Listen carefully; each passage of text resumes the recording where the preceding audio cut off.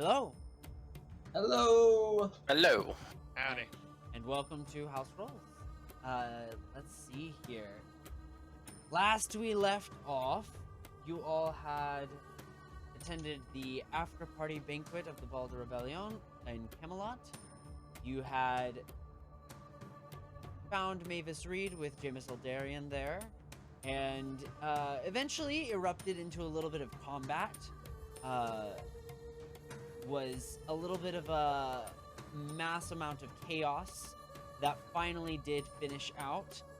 There were explosions in the ceiling, rocks tumbling, parts of the building cracking apart, secret passageways in the side, and the death of August. And as you all headed out into the night with this new individual who seems to go by Tower, an assassin hired by Mistress Vale, they led you to a ship that they supposedly captained, and you guys just managed to push off the shore and have something of a long rest, noting that the day was rather rough and any sort of business could probably be conducted on the following morning. So, with that, you all wake up at various points. Why don't we roll initiative, see who wakes up first? Just a D20? Yep. I will omit myself from this. Oh, well, fuck's sake, I got natural 20. Alright. Sorry if that was within the 1 minute of the video. It's okay, it's okay. We'll put the theme song at the beginning and push it back. Got an 18. I guess 18? I should. Yeah. Well, I didn't add the pluses on there. I believe so that puts Lincoln first, correct? I heard natural 20 for 20. I didn't add my dexterity modifier since it's just... but if we are... Yeah, go ahead. I don't think there's any reason to. Fair enough. Lincoln, you head off first. We had a 2018. What were Nick and 10. Towers? Okay. total of 22. Okay. Lincoln, you are the first to wake up, alongside Mahar. And while this doesn't seem like the kind of hard-ass discipline kind of ship necessarily, there is definitely some movement about, things getting done. There's an efficiency you can hear kind of in the crew outside, and it seems that they largely just kind of left you to sleep. However, with you and Mahar both stirring early in the morning, you have kind of the beginning of the day. The light is just kind of cresting over the horizon of the sea. You can hear some of the waves kind of ushering the ship along. And there seems to be an argument kind of out in one of the deck areas. What would you like to do?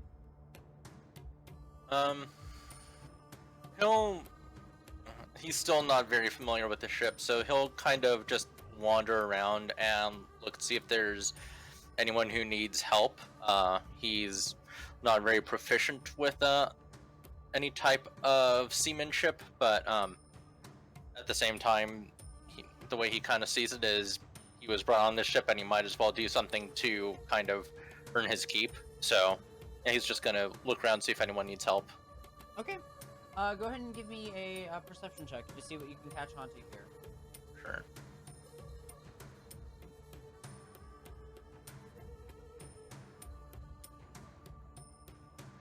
Natural 1! I got a natural 20 and natural 1.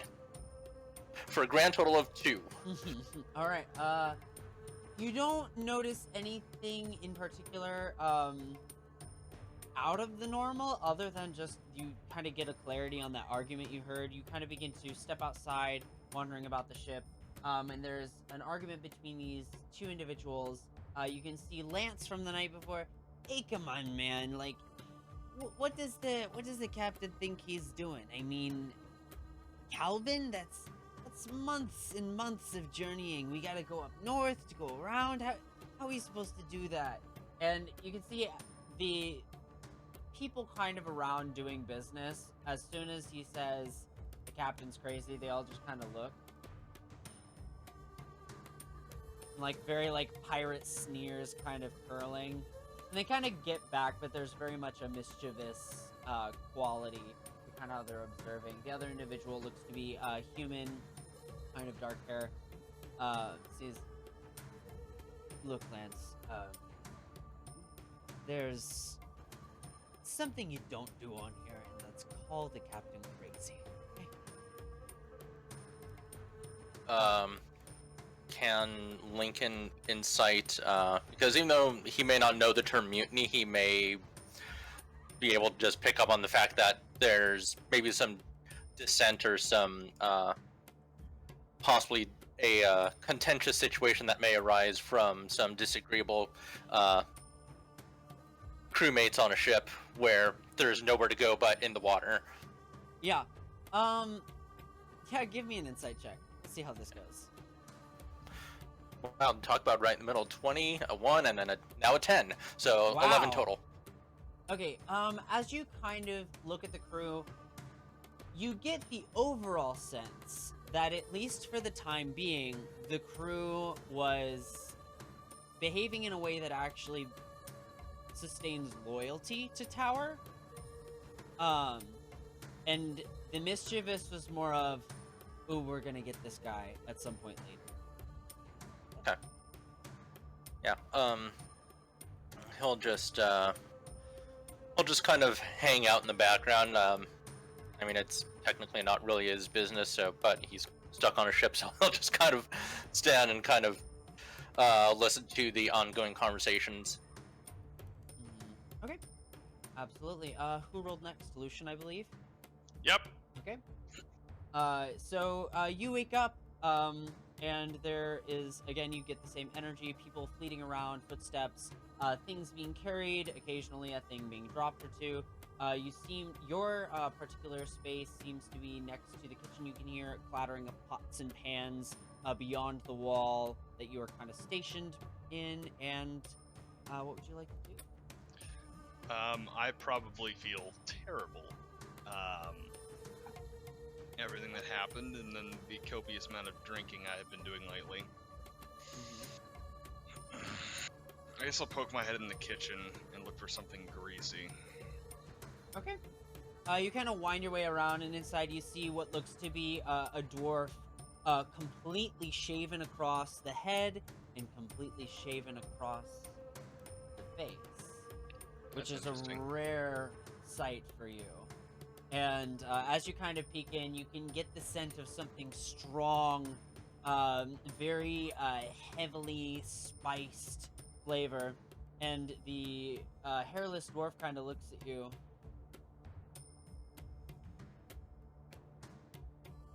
And just is kind of like, you can hear like knives, though it's like just beyond your vision, like being sharpened underneath like a cabinet. You can see that there are like 3 pans going on at the same time, and he just kind of keeps his eye on you as he like moves things around.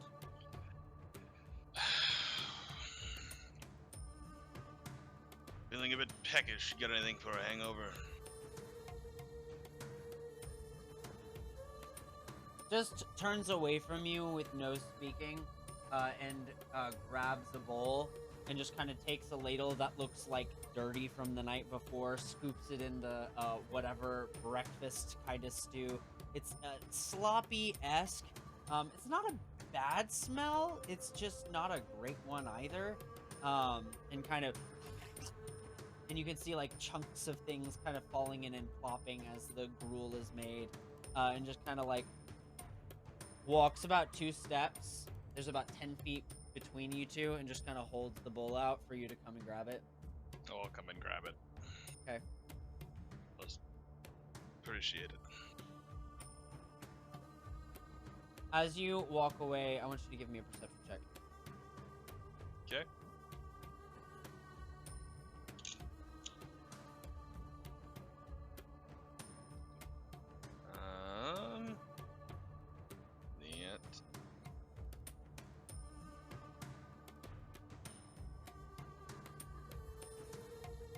is an 11.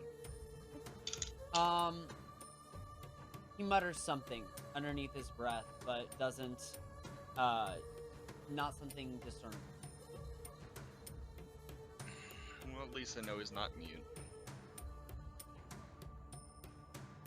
You head out into the day, with Yep. your gruel. As you do, you can catch, one of the guys looking over and kind of sniffing. Like he's done a good job today. Kind of walks by you and continues on.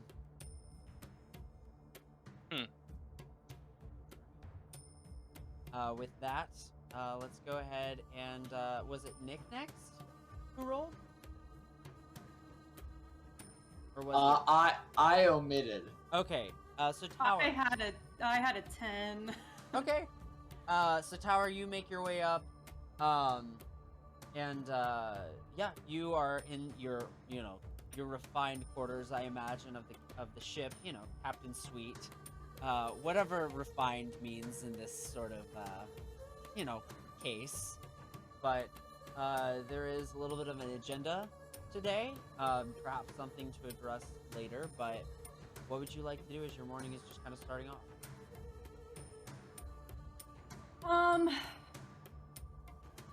I guess when I come out eventually, who's around that I can see? You can see a couple of the crewmates. Most of the crew is up. Snitch as your first mate is pretty good about keeping some manner of discipline. Mainly because your disciplinary actions are pretty intense. But the crew is up. I would say about 75% of them are up. I would say at this point you have probably around 11 or 12 crew members. You lost one a few days ago. Probably left in the city. Who knows? But everybody's... Did I hear any of the conversation Lance was having? You woke up a little later. I would like... You know Okay. what? We'll give you a perception check. We'll say Okay. maybe you, stirred, your name was spoken and the energy was disturbed and you caught with it. Oh, look at that. A character who's not proficient in perception. 13. 13. You don't necessarily hear the conversation. However, Snitch kind of knocks on the door, and you can always tell, the way he knocks. You've known him long enough that it's the same kind of thing. And as you kind of open the door, he's addressing, "Hey, so Lance, is displaying, some language betraying disloyalty. Just thought you might want to keep an eye out." Alright, he's been here. What, 3 days? Yep. Just, kind of emergency. I believe that's what you told me. Backup plan. He'll learn to display loyalty or we'll deal with it. Fair enough. And you can see he's got these kind of eyes that are pulled a little bit shallow set to the face. He's got kind of a squared off jaw and this black fringe that just kind of parts in the middle on either side. Kind of a leaner, muscular build.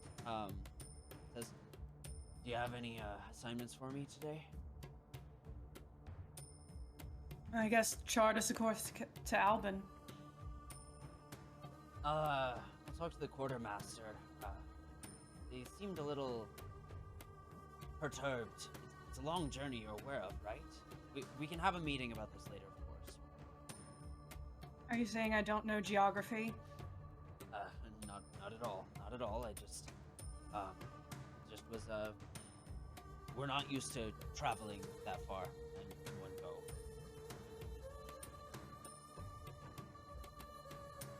I'll leave you. Yeah. He kind of leaves to the crew. What else would you like to do? I will go outside, I guess. Kind of see what's going on. Yeah. Go on deck, I guess. All right, absolutely. You head on deck, and you can see that another individual who you picked up. I want to say, how long ago do you think? Nick? Do you think you were picked up? You know, this is live on the spot. Not very long ago. Probably maybe a month max. Just Okay. fresh. All right. So you would have some understanding of the people in the crew. Not intimately so by any means, or maybe some of them. I don't know. But there are a number of individuals. We've already had conversations about some of the dynamic of the crew.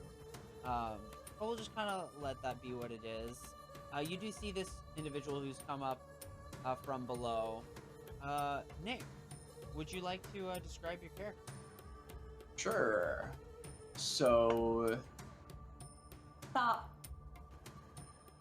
6'5" in height, of just this tall humanoid, kind of somewhat slender build, but still muscular.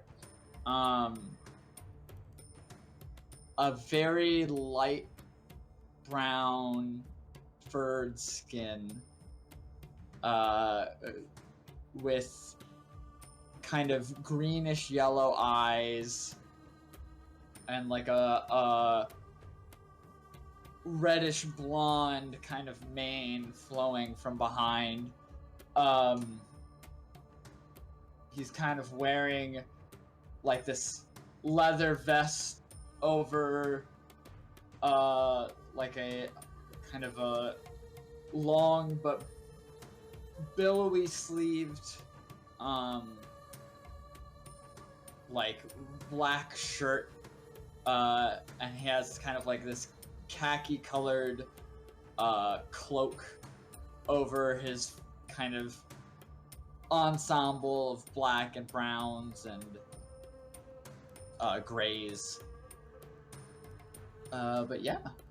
Oh, and he's got a single earring, a large hoop with a little feather dangling on the bottom of it, in his right ear. All right, awesome. You see this new character, and as the daylight kind of hits you, Tower, is now an appropriate time to describe your character. Yes, now is a fine time to describe Tower. Tower is, let's see, tall and lean. You would have noticed he walks with a slight limp from a stiff knee. He has long black hair. It's a little bit sun-bleached in places. It's wavy, and it kind of falls to his chest. It looks like right now it's just down, and he has it kind of partially pulled back. He has some manner of stubble on his face in a way that says, I'm usually clean-shaven, but I kind of let it go for a while. It doesn't look like he's fully growing out a beard, or that's a natural look, or his favored look.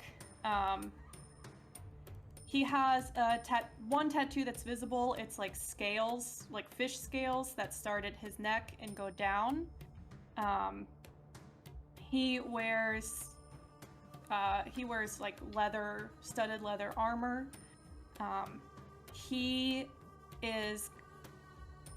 He's like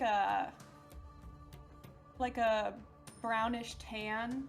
A lot of it is from the sun. Like you can even see discolored spots on his face. He has two different earrings. One is a black diamond shape, and the other is a snake. And he is Yuan Ti. As you are kind of looking about, you see a number of the individuals that you picked up. A number of the individuals you picked up in Camelot. They are all awake. You have the individuals Lincoln and Lucian, who you know by name, and Fasood. Mm-hmm. Fasood. You're laying in pickup, shall we say. With that, you guys have the day before you, Lucian. As you're looking out, the captain, who no longer wears a mask, gets onto the ship's deck. And I want you to make a perception check. Okay. With advantage. With advantage. Okay. Natural 20 for a 22 or 21. One of those. It takes you less than a second, but you look at this tower and you realize this is Sapphire. Yeah.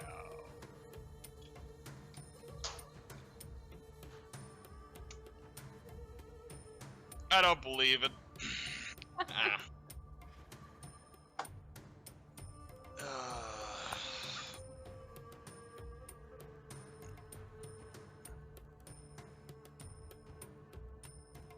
What would you all like to do?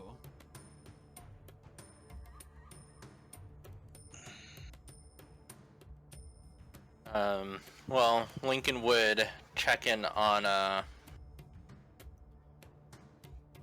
Lucian to make sure he's doing okay, so he just kind of make his way over in Lucian's direction and just kind of give him the give him a quick once over to just look at his body language and to try to gauge his mood. His mood has suddenly drastically shifted from depressed and grieving to curious and suspicious as he's staring at the captain. Very visible. Yeah, not knowing the cause for his mood change, he won't say it out loud, but he's just going to say it with very little filter. Lucian, are you alright? Huh? What? You, I'm just making sure you're okay. Sure, I'm fine. I'll turn back towards the ocean and kind of, I guess, I didn't get utensils, so I'll sip on my gruel.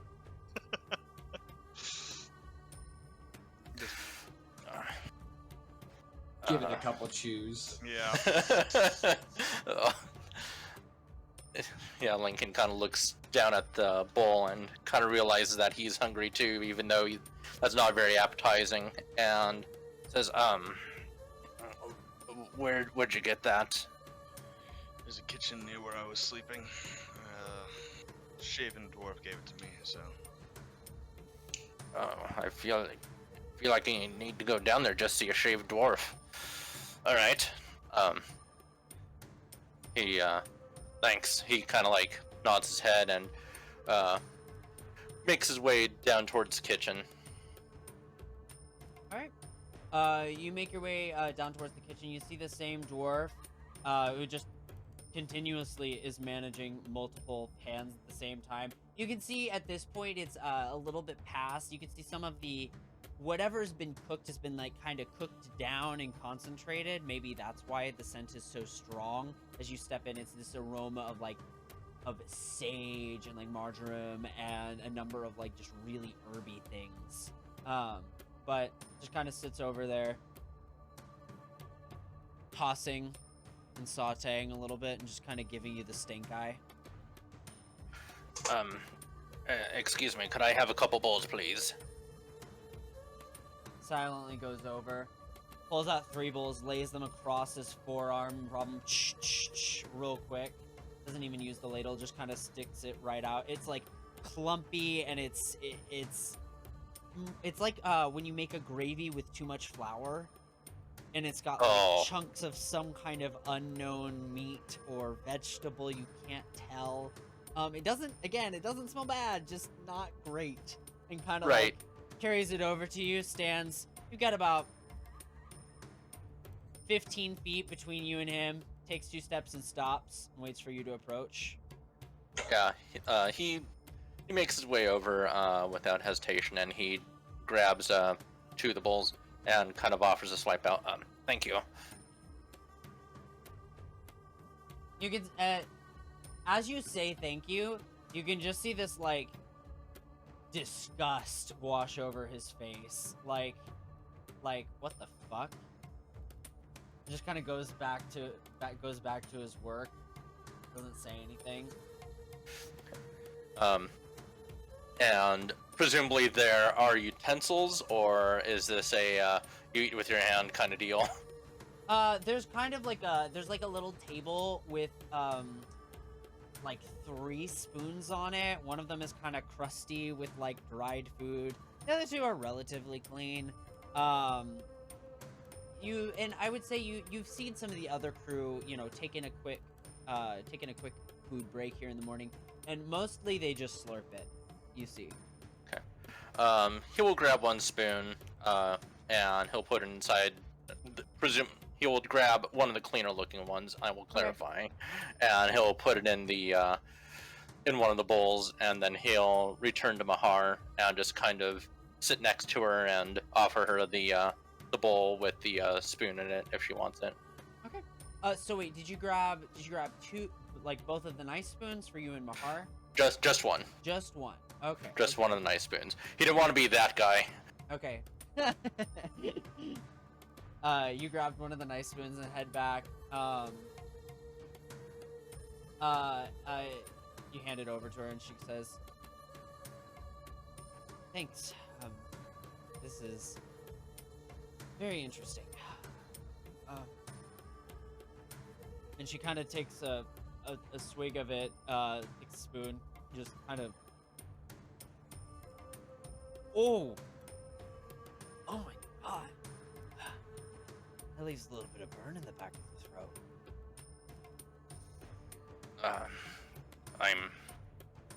I'm sorry. This is all that I could get. No, it's you didn't make it. I can tell. But this is gonna take some getting used to. Have you ever been on a ship? Yeah. Well, yes, just on the way to Camelot from after leaving Valanos. That's the only other time. We traveled largely by foot. Yeah. I don't have a good feeling about this crew. I think you and I, in particular, should really watch our backs. Well, yeah. We absolutely need to be mindful. I mean, I've been around criminals, and I am a criminal, I guess, but this is a new level. He kind of stares at her and considers saying something, but decides not to remind her that he spent the past few years in prison. And says, yes, well, they were kind enough to let us join them on their ship, so I'm going to count my blessings while I have them. You might only account for one. And she just continues to sip her soup, her sloggy coffee soup. Yep. But 2 of you have been fed in the morning. As you are kind of eating, you hear kind of a raspy voice. "Who took my fucking spoon?" And like, Oh, God.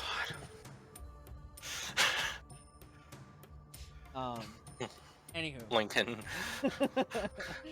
Lincoln looks in the direction of the person, in the direction of the voice yelling it. You can hear the voice kind of going up to the individual next door, because the kitchen is right next to this room. And said, you hear like a slam on the door, just a clatter of a few knives on things. That, "Where the fuck is my spoon, Cookie?" and you can hear some like grumbling and some mumbling from like what seems to be the dwarf. If you want, you could try to hear it, but largely it's just kind of a slight back and forth before eventually this individual who I described earlier with kind of the black fringe opens the door and says, "Ah, newbie." Kind of marches over and like just takes the spoon out of Mahar's bowl and just like flicks some of the food in like her face. She says, "New, not privileged. Got it?"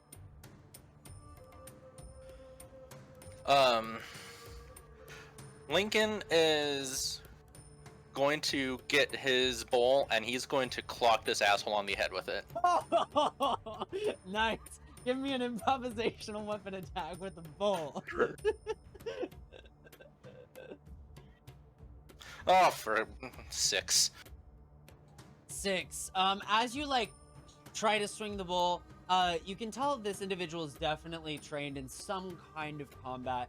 Kind of dodges and just kind of delivers a punch to you. We'll go ahead and we'll see if that hits. That is going to be a natural 18. That hits. 2 for strength. AC 13, so unless he has a 0 strength, he would have hit. Takes a quick punch to your face. You can feel like the cheekbone the skin around the cheekbone swelling a little bit and getting a little puffy. The knuckles are like hardened over as this individual is definitely on the leaner side, and the knuckles just seem particularly worked. You can see the hand that clashes with your face is very calloused and rough. You can see that there's like some scarring at different points in the body just from a life of hardship. The black fringe kind of dripping over one eye. Just kind of says, "Know your fucking place, mate." Apologize to the lady, or my place will be standing atop your body. I'm sure I will. To be honest, you're lucky I won't do more than this. You're lucky the captain wants you fucking alive. Yeah, Lincoln is just gonna cast Eldritch Blast on him.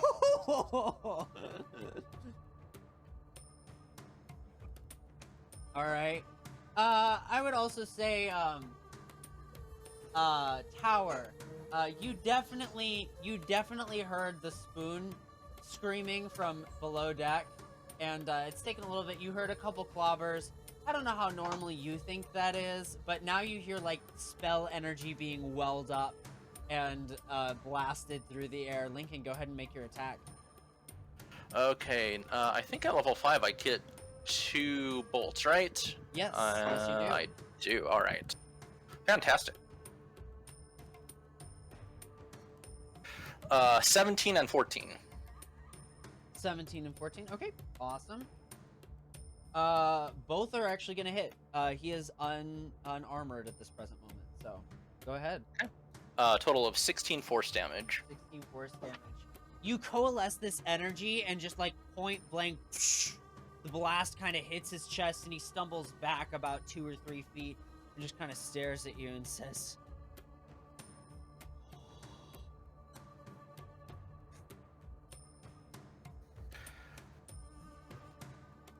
Apologize to the lady, or I will be standing over your body. "Tell you what, you apologize to me for that, and I'll apologize to her." Very well. I am sorry that you lack the manners to address a lady properly. He kicks Now you. apologize to her. He kicks you in the shins. Give me a dexterity contest. Just a strength Yeah. dexterity check or Just- dexterity save? Oh, it's the Just a same dex thing. check. Yeah, just a dex. 11. 11. He tries to kick your shins and you kind of step to the side. You can tell he was trying to get you on your knees. But you just kind of barely dodge out of the way. Says, "Good footwork. You'll need it. Sorry." He kind of Thank you. turns, twirling the spoon in his fingers. Walks out the door. Slams it shut. Excuse me. Before he leaves, he says, excuse me. What? The lady needs her spoon. Just shuts the door in a fury, just slams shut. He looks over to Mahar. Are you alright? You can see she's just kind of stunned at this moment. And she's not one to be stunned very often, and she just turns to you, and there's the knowing grin, like, that she's trying to disguise of, I'm grateful you didn't have to do that, but also, I am grateful. And there's kind of this endearment she takes to kind of soak it in and goes, I'm trying very hard not to say thank you.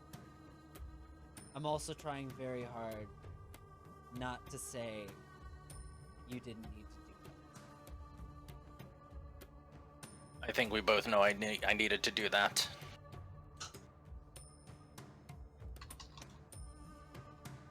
Well, that was chivalrous of you. I've been through a lot worse. Let's watch each other's back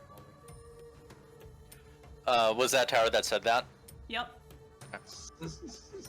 He looks up to Tower and he looks kind of sheepish and embarrassed and is like, sorry. You sorted it out yourself. Ain't got a problem with that. Alright. I'm gonna walk past to the kitchen. Okay. He just sits down next to Mahar again and just kind of looks at the empty bowl that, because it kind of spilled all over the place, and he says, I'll be right back, and he goes to get a rag to clean up his mess. Okay. You head in. I almost picture Lincoln kind of looking for rags other than in the kitchen, but then has to resolve to go to the kitchen to find some kind of towel or rag. And you end up kind of taking it. The dwarf looks you down, like you better fucking bring that dirty ass rag back to me, without saying any words.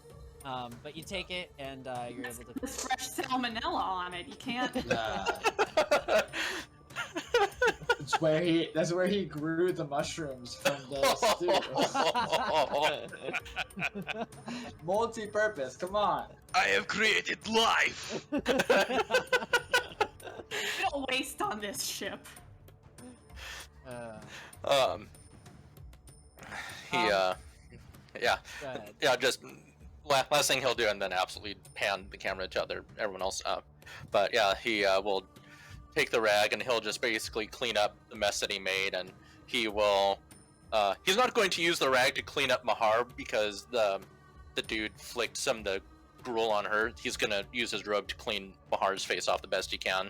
Don't use that rag. Yeah, he's not gonna use this rag on her, Yeah. and then he's gonna promptly return the rag, kind of knowing that it's a that it needs to be brought back. Okay, absolutely. You're able to do it. You clean, you bring it back, no big deal. Tower, you kind of make your way up. Fasood, well, I want to know what you're up to. Like, Oh, Fasood is just lounging next to, like, he like was trying to eavesdrop downstairs from the top deck the whole time. He's just lounging against the door. He's got his cloak off. He's taking in the morning sun, just basking and enjoying himself a little bit. I knew we shouldn't have hired more cats. Fucking cats. He doesn't instinctively just push something off the table. He's thought about it. There's like a piece of stale bread that someone put on the side of the ship, and he's so tempted, but he's just looking at it. mm-hmm.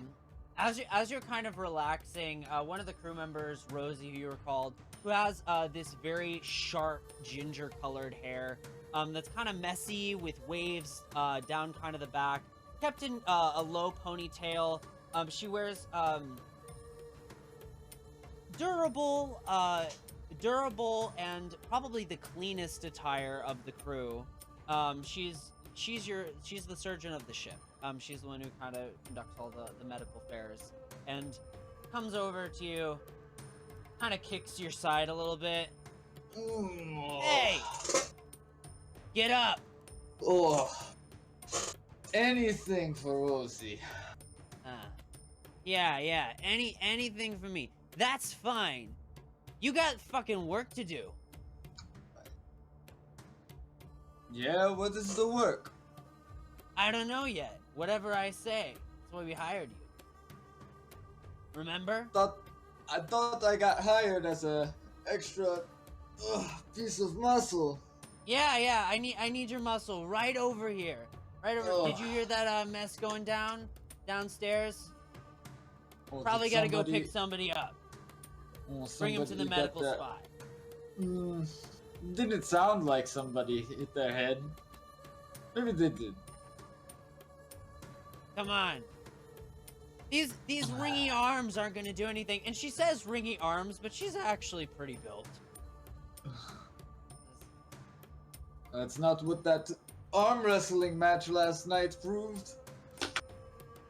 Oh yeah, you know what? It's all about technique. It's not pure strength. These are show muscles. Get to fucking work, yes. He'll just begrudgingly go downstairs.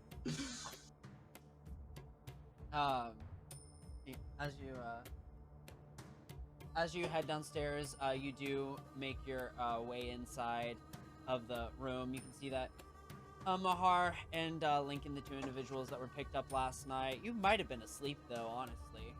By the time they got in, it was pretty late. These are newbies. You can see Is Tower also there still? Yeah, I probably took a look at whatever Cookie made and decided I wasn't hungry.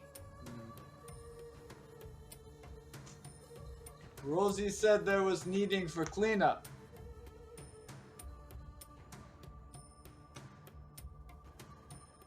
I think the only Then thing you- Snitch hurt is his pride. Ooh. Well, it was about time. Rosie You kind of. guys. Go ahead. Oh no.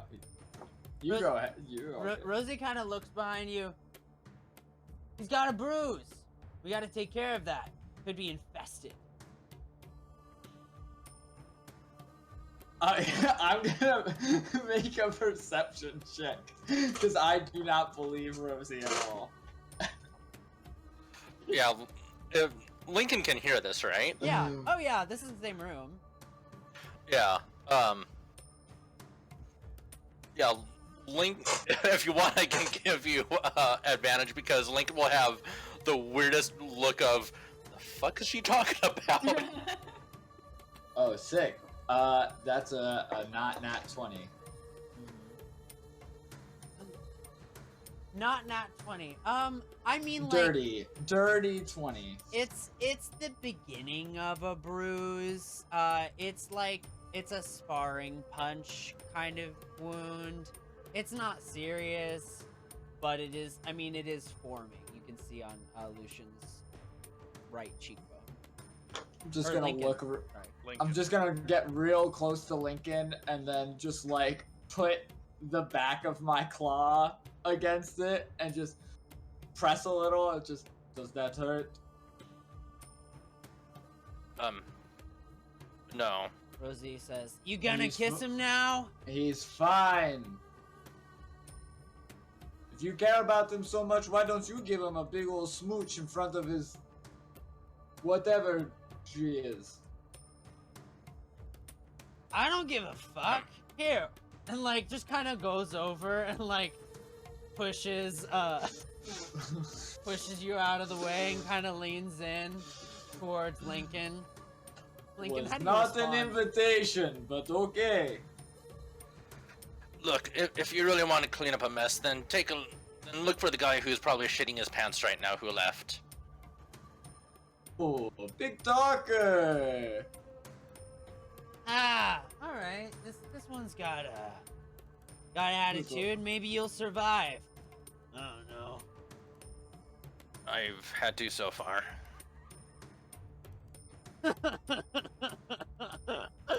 Oh, you're cute.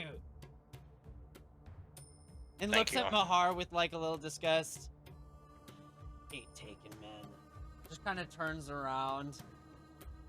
Heads You back always to have the the worst taste in them too. He'll just like follow, but he's Look just gonna who's be roasted. talking! But yeah, sorry. You make your way up. Mhm. Well, now I don't know whether to be flattered or offended. Mahar kind of leans over and says, I can kill her. No, that's okay. I still might.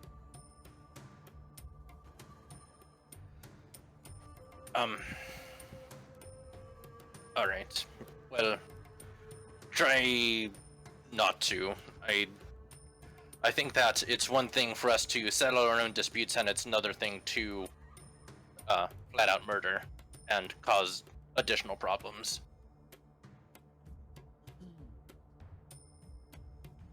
As you guys are getting kind of the morning underway, is there anything else anyone else wants to approach anyone about, discuss, find out information?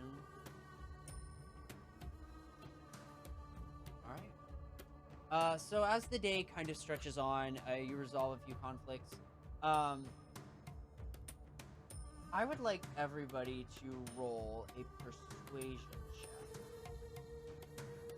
A persuasion check. Sorry, perception. My bad. Ah. Oh, I I was was about to about I to was- get excited. I'm like, yeah, I hey. was like, what are we persuading? 15. 16. 12. 16, 12, 15, Lincoln. 9. 9. 16. Who had the 16? Masood. Build my character for wisdom. What the heck is this? You are, you being attuned to, storms in nature, kind of get outside and you get the feeling that you get in your bones.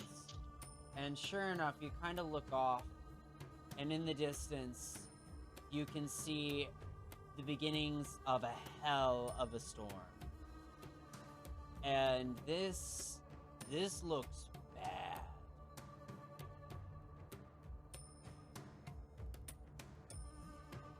Lower the sails! We have a storm coming! Storm. And I'll look. And I presume I'll see them now that they're pointed out. Yeah, you can kind of see what he's talking about, but it's real far off in the distance. I look up in the crow's nest. Who's supposed to be up there looking out? You kind of look up and you see like somebody. You can see like a human man who's just kind of sleeping there. He's got kind of a neat trimmed beard that kind of goes across, black hair, kind of one eye a little bit sluggishly drooped. You know, some kind of paralysis maybe in the face, kind of drooped over the side. Alright. I'm gonna cast Spider Climb. And I'm gonna climb up to the crow's nest. Okay. And I'm gonna lean over him.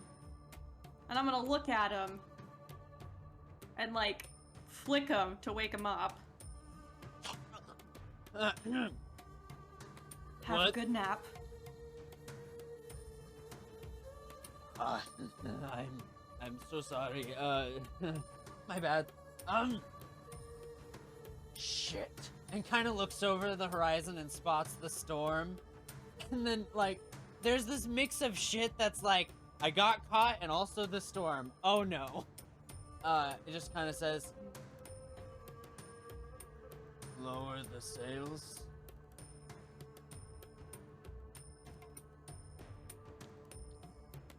This is killing. I just pat him on the head and I go, we all make mistakes. Right. Mistakes. No. I push him out of the crow's nest. Okay. He tumbles about 20 feet. Just hits the ground, slopping against it. Takes 9 damage. You can see like you hear like some crunching as he begins to grip his ribs. Rosie kind of goes, Masood, take him That's out. your job, Dude. not mine. Don't put your work on me. He needs help moving. Yeah, good thing you are the doctor. Yeah, I'm the doctor, not the muscle. That's what you marketed yourself as, muscle. Now go put that fucking muscle to use.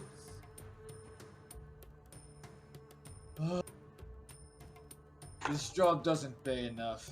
And he's just gonna go and just pick up the guy haphazardly Ah! and just like, he's just gonna drag him by his shirt. He's not even gonna fully pick him up. He's just gonna drag him to below deck.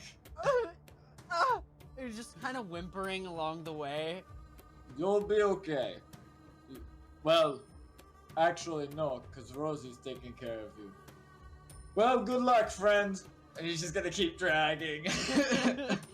You set him up in the medical tent, and as you leave, you hear him say, I'm gonna die. I'm gonna die. I'm gonna die. All right, I'll walk back down from the crow's nest with spider climb. Okay. As you all look kind of back out the horizon, the storm is substantially closer now. Like, it's... if you want, you may go ahead and make an investigation check and see if you can figure out how quickly it's moving. Could I make a survival check to see if Yeah. that's normal at all on these? 15? 15. 15 time-wise.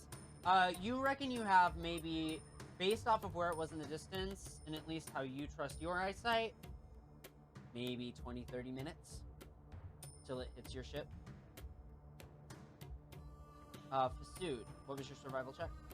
15. 15. With a 15 survival, you kind of glare out over the edge, and it looks to be a perfectly normal thunderstorm at first, but as you are just kind of attuned to these things, and you know innately and intimately what these storms are sometimes, you can see that there is steam. What might come across as clouds to somebody is steam, and this looks like a variation of a chaos storm headed your way.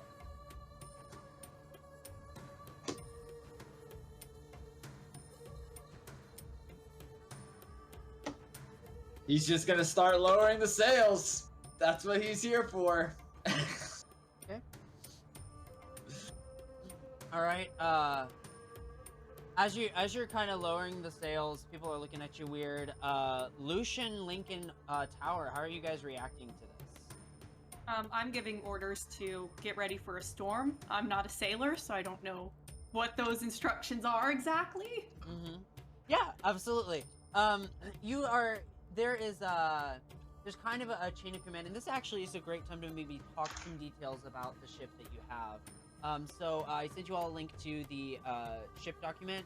The primary Yes. positions are the first mate, who is obviously Snitch, provides kind of supervision, discipline, also something of a morale keeper, keeps things organized for the captain second in command. You also have the bosun, which gives kind of technical advice and maintenance efforts. This is Vic, who you haven't seen yet. The quartermaster, the quartermaster is the one who plots the ship's course, nautical charts, weather, sea conditions, and, this was the one that disappeared, if you catch my drift. and has not been reinstated. You have not found somebody to replace the quartermaster since then. The surgeon is Rosie, does injury and illness maintenance. You have the cook, who is Cookie, keeps the crew morale in top shape, cooks and brews and whatnot, hesitantly. And then you have weaponsmith, who is Lilith, who maintains your cannons and does some manner of weapon maintenance for the crew when it's needed. Everybody else is, you have a number of people who are just kind of hands around. So this would typically be the quartermaster. If you wanted to try and find Vic, you can. Vic is the only person who's allowed to kind of sleep in the morning, as a lot of his stuff is typically reactionary and in the moment. Yeah, I would send somebody to get him. Okay, absolutely. We'll see you send Lance down, and shortly after, Vic kind of comes up, and Vic is kind of this older gentleman, kind of a little bit of a beer belly going on, wears kind of this old set of noble's clothes.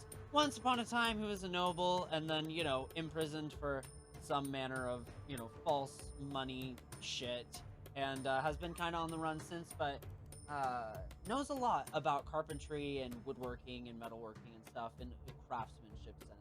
Kind of comes up and goes, "Yes, what is it you need from me?" Looks over at the storm. Well, fuck buckets. I'll need, Lance and, probably Shraw. I will keep an eye on how everything's running.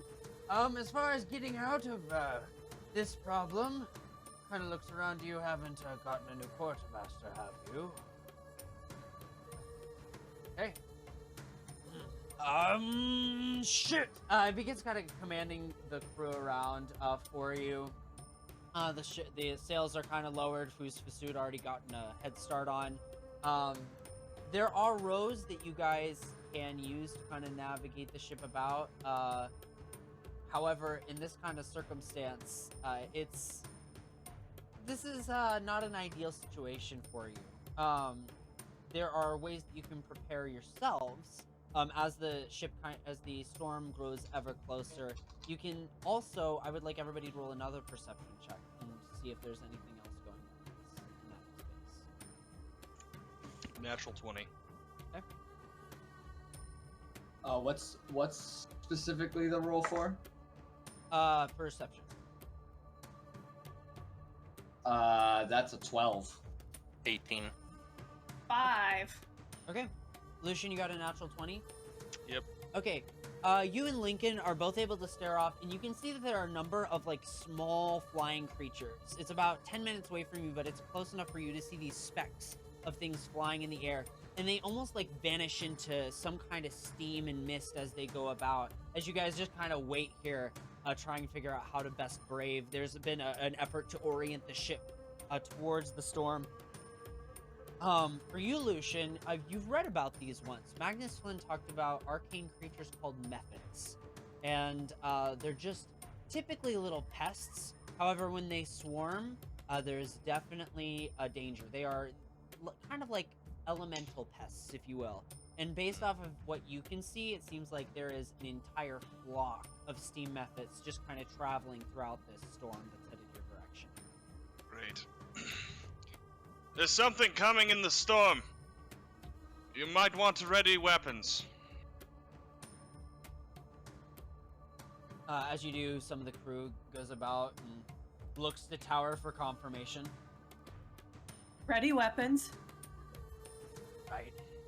As soon as you say ready weapons, there's a kind of a feminine voice that comes up from below, and did someone say weapons?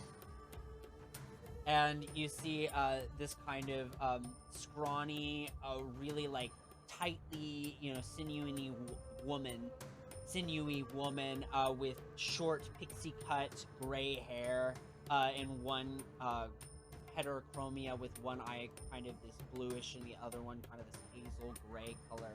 And comes up, and she is carrying what looks to be like a complicated rod of some kind with a little bit of a crystal embedded in the side. It's got a weird handle, and she holds it with the back of it kind of nestled in her shoulder.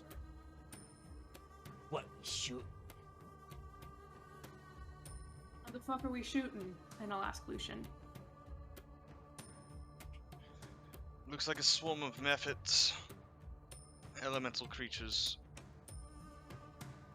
Mostly pests, but there's quite a few of them.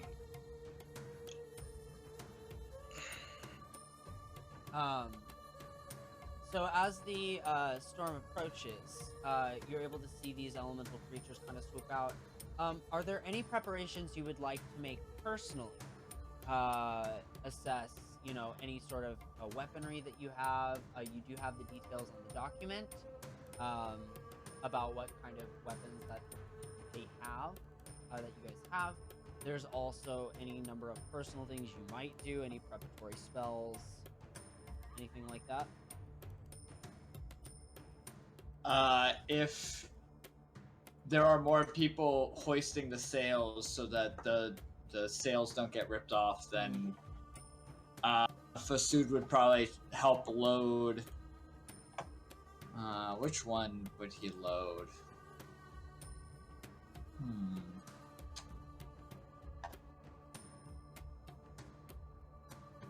Probably he would just load the ballista.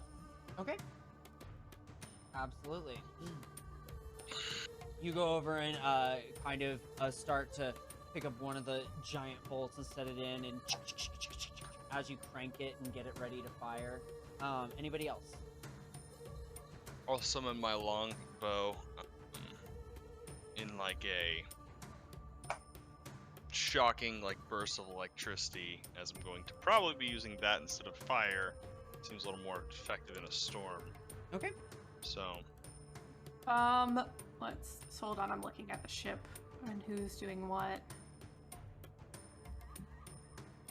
Who is steering the ship? At the present moment, Snitch is kind of at the helm. Alright, I'll go up and hang out near Snitch. Okay. But I'll have my weapon, my hex blade ready. Absolutely. Lincoln will wait on the deck too, and basically wait for the mephits to approach if they do, and he'll just prepare Eldritch Blast, but he's going to keep an eye out for the guy he had the altercation with before. Make sure he's not nearby, because Lincoln has a sneaking suspicion this dude would sooner push this dude off the boat. Yeah. So yeah, he's You wary of him. You are able to pretty quickly identify this person that you're wary of is actually at the wheel, and you can see Okay. Power is Snitch. next to Snitch. Yeah, and that's Snitch. Yeah. Okay. Oh, that's right. You said Snitch was it one. Okay. Yep. Sorry. So yeah, seeing that Snitch is at the wheel, he feels a little bit more comfortable, and he can't really just move away. So yeah, he'll stay on deck and prepare Eldritch Blast for any mephits that start coming this way. All right, awesome. As you guys kind of get into, as the storm hits, go ahead and change up some of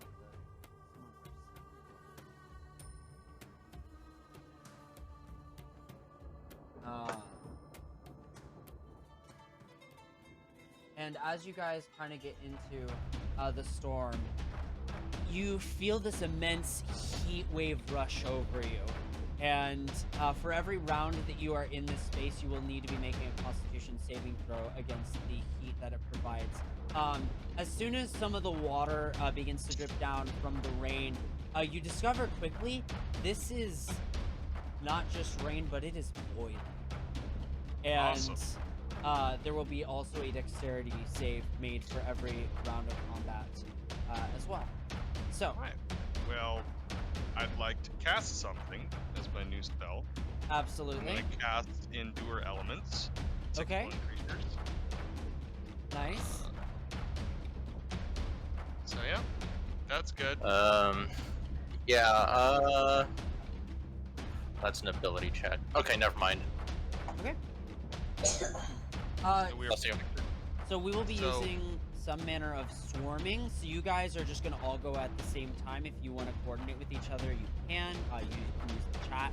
Kind of go in whatever order you want. That being said, does anyone feel particularly strongly about going first or last within kind of the crew's actions?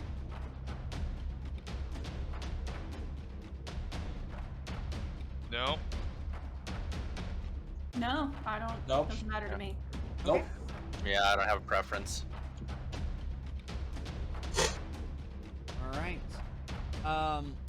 In that case, we'll go ahead and we'll just start with Lyndon. You kind of see the first wave of mephits. You can see somewhere between 7 or 9 of them kind of reaching out. Their hooked and horned faces just kind of shooting out towards you. Their skin is kind of this marbled white stone blue color that goes throughout, and there's this trail of steam they're all kind of leaving as they swirl and swarm outside of the storm, almost as like a harbinger of what's to come.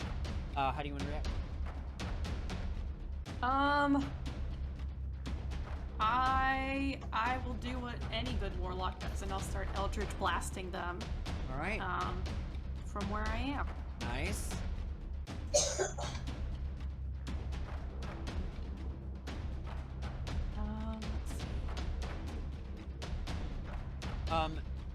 As the captain, you will also have control of any of the crew's actions. So if a character, if a PC is not manning a weapon, you can take one of the ship's actions. You basically are managing the ship's actions. So.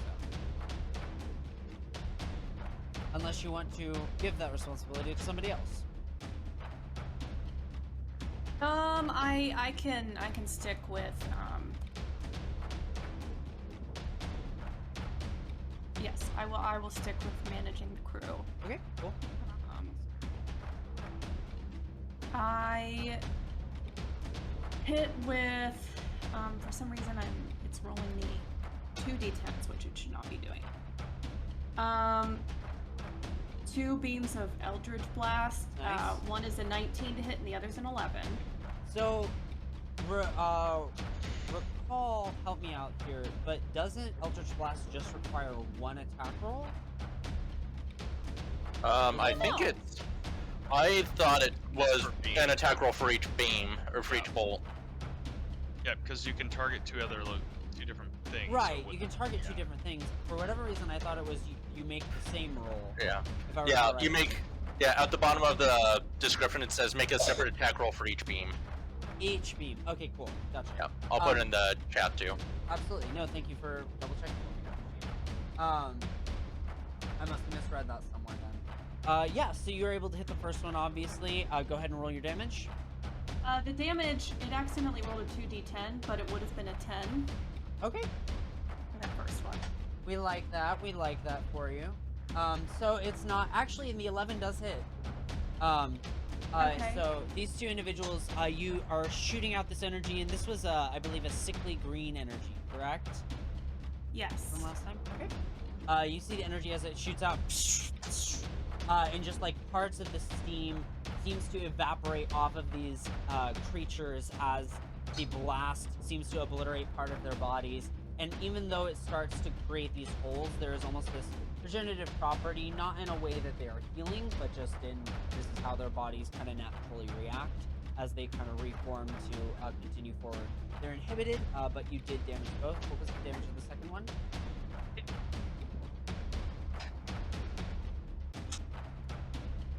All right.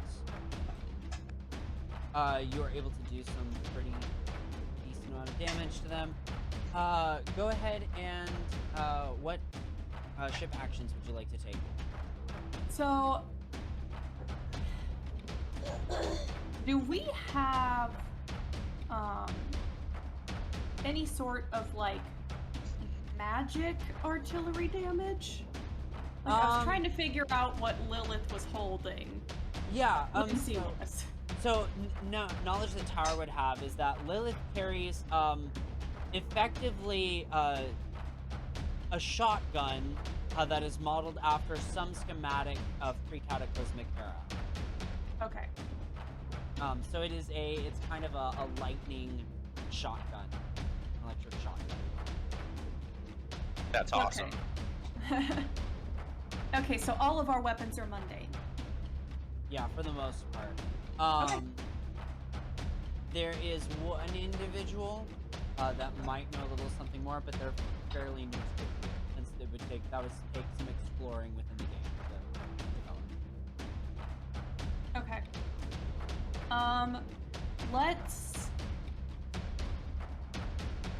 Let's go ahead and let Lilith take a shot. Okay. With the ballista. All right. So you have kind of Lilith and Fasood running the ballista at the same time. As such, Fasood, you will be able to make a ballista attack on your turn. It's just a minute for that. So Lilith kind of heads down and like puts away the gun, sets it against the side, and like there's just this evil grin of excitement at you, Fasood, as she loads it up, shoots it out, and like shoots it out. Lands kind of in the middle of the swarm. You can see it spears like 2 or 3 of the Mephits and kind of just carries them off into the distance as a splash in the water happens. Would you like to also run the, is it the Mangonel or something? Mangonel. It's a catapult. So I could fire both? Yes, so as long as you have enough crew members, if you count the party as crew, if you have 15 or more crew, you can shoot both things. Okay, let's shoot that too. Would you like me to roll for these things? Yeah, go ahead and roll. Yes, go ahead and roll. Take power. Roll the big one. What do you think, Beebs? Beeb, oh, you got in the way. That was a terrible roll. Beebs. Beebs. For shame. She ran away in Beebs. shame. Beebs just knocked that dice off the desk, so she has to re-roll. Yeah, she does it all the time. Why not now? It was an 8 total, I think. Okay. It doesn't hit, unfortunately, and you can see it just kind of like the projectile just kind of arcs, hitting nothing in the air. Unfortunately, these weapons are more for battleship fighting than they are necessarily creature fighting. Oh, absolutely. I just figured we'd give it a shot. Oh, absolutely. I love it. Maybe that's something you can invest in as you kind of expand the ship's capacity. As you head into further in the storm, I do need you at the end of your turn, Tower, to go ahead and give me a dexterity and a constitution saving throw. So will endure elements be protecting against the hot or cold rain? What exactly is it? Is it resistance to damage? No, it is suffering no harm from being effects of hot or cold environment. Immediately succeed on saving throws made to resist the effects of cold, extreme cold, or heat weather conditions. Okay. So I thought it might be. The heat wave will not affect you. However, boiling rain, I think, would still affect you. It's not a ton of damage, but it is a little. So you are protected fully from the heat wave, which is actually, that's the whopping. So, Tower. 6 and 11. 6 and 11, which is which? Dex and con. Okay. Well, Because I got that juicy dex. That Alright. -1. You take 3 fire damage. Fair enough. So From the failed dex save. You actually succeeded the Constitution save. These are very low DCs. They're only a DC 10 right now. And So that'll- to clarify, endure elements is 6 willing creatures. Oh, Right, you cast it on. Yeah. Ooh. Yes. Oh, that's I thought it was awesome. just Yeah. on you. Oh, No, that's why handy. I cast it. Okay, so you got it for who all? You imagine you got all the PCs. Who Yeah. else So did you grab? PCs, captain, guy steering the ship. I think that's 6. So wait, hold on. Yeah. You got Fasood, Tower, Lucian, Lincoln. I guess you got Mahar and Snitch. Yep, that's it. All right. I'm just gonna kind of roll for the well-being of the crew at the end. We'll go ahead and go to Lincoln. Your turn. So you said that the ballista knocked a couple of the methods back. Are there still just a swarm of them, like a huge count, like a huge amount, or still just like maybe 4 or 5 of them now? Oh, there's more and more coming. It is a swarm. Okay, so this is basically a wave of them. Yes. Oh man, all right. Yeah, Lincoln is. How far away are they? From who? Oh, the methods?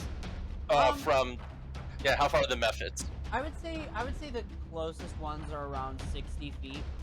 And we're using swarm tactics, so I'm technically treating it like one entity. So. Right. Yeah.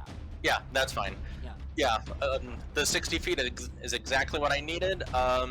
So he is going to point to the closest group, and he's going to cast Shatter.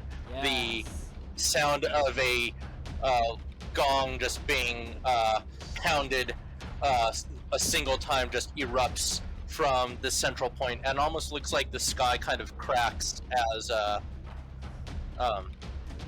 just amidst them, and they all have to make Constitution saving throw. I love it. The Constitution saving throw is a fail. Okay, Very that's fair. 15, so it's 3d8.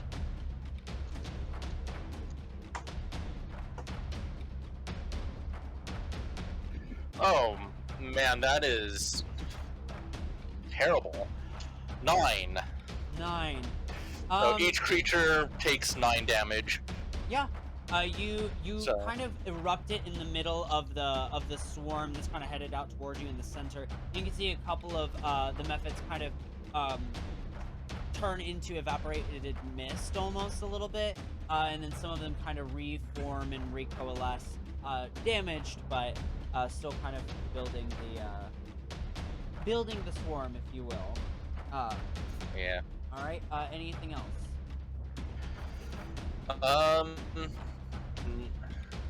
No, he's just gonna stay there, and I have to make a Constitution and Dex saving throw, or is the Constitution saving throw covered by the, No con saves for PCs, so just the dex.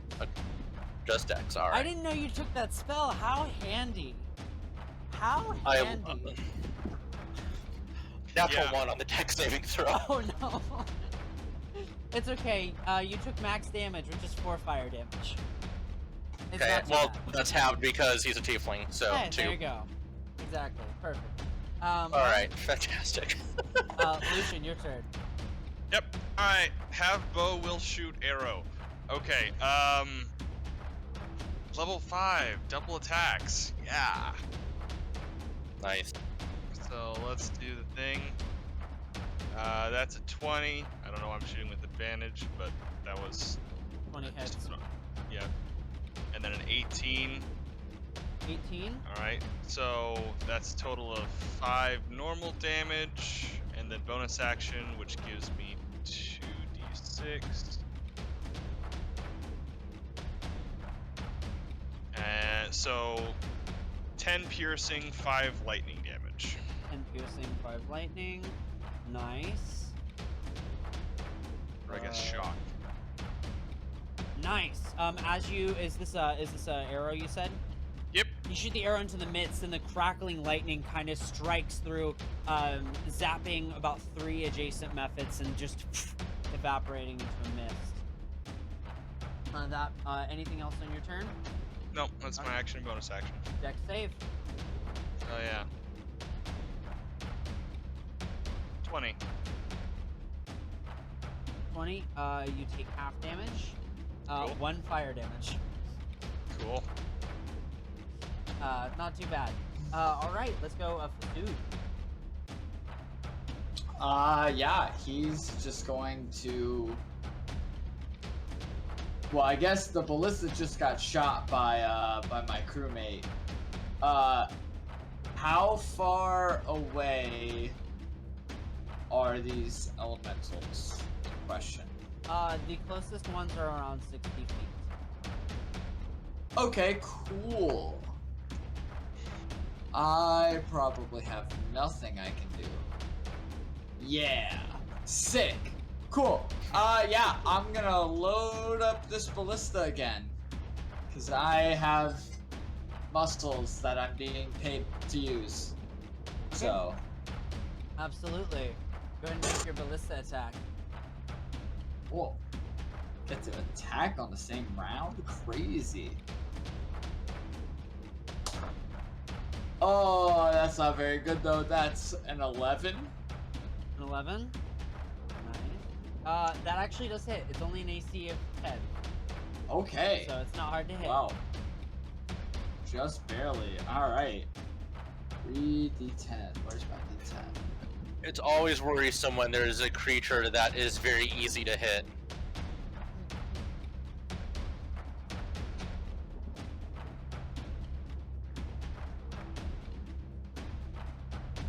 What you got for me? Not very good numbers here, folks.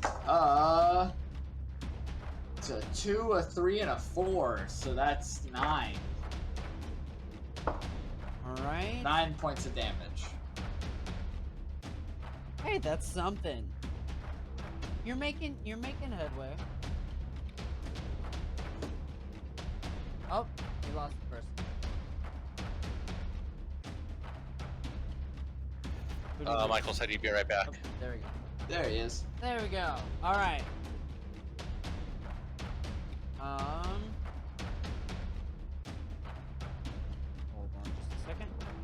You do your damage. Go ahead and give me a dex saving throw if there's nothing else. Oh wait, you're under. Actually, you are technically under, in the bunker essentially because all of the weapons are mostly underneath. So Gotcha. Cool. you're in on the weapons floor essentially. So you actually don't have to make a dex save because you're underground. So that's good. Any bonus action or anything like that? Nope. Yeah. All right. So I need somebody to roll a Constitution save for the crew. Somebody to roll a Dexterity save for the crew. This will just be a flat roll. Okay. I'll go con. Okay. I'll roll dex. I'm all about giving chaos. All right. That's a 4 for the crew. I want somebody. 10. 10. Okay. So the Dex, they take half damage essentially. They all take 2 fire damage.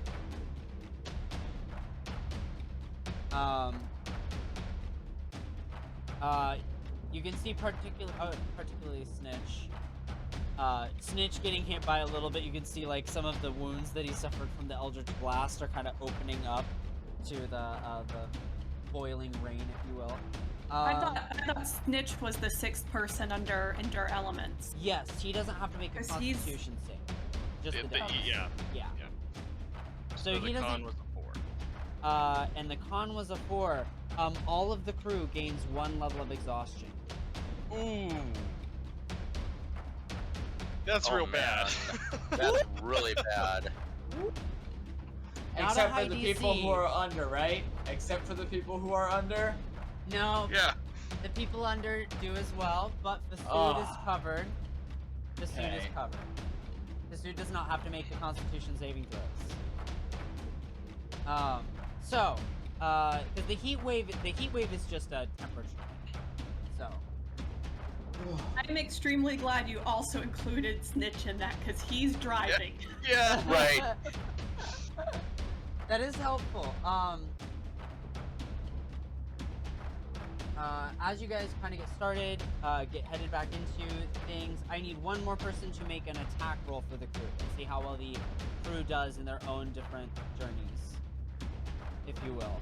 I'll take a swing at it, unless Lindsay wants to do it. No, I'm handling the ballista and all that or whatever. Cool. I have no idea what their plus is, but that was a natural 11. Natural 11. Okay, that actually is going to hit.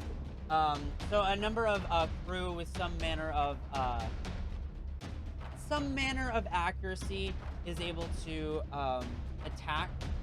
The way that this works is we roll a d20 for attack. So if you want to go ahead and roll a d20, this is how much damage the crew does. Oh, sure. That's 10 points. 10. Okay, nice. You see, Rosie kind of rolls off the side of the, why can I not think of the name? Ballista. Rolls off the side, pulls the gun off the side, kind of aims it up and shoots. This explosive sound erupts, and you see a few of the methods just kind of dissipate into the smoke in the sky. She gets kind of the spotlight this time around. We get back to the top of the round with Lyndon S. Tower. Yes. Is everything still in a ranged? Still ranged? Yes. There's nothing accessible for melee. Not yet. They are kind Okay. of moving. They're about 30 feet closer. Okay, that's fine. Then I will stick to Eldritch Blast for now. Okay. 2 beams. I think I set it up right, so it should roll correctly now.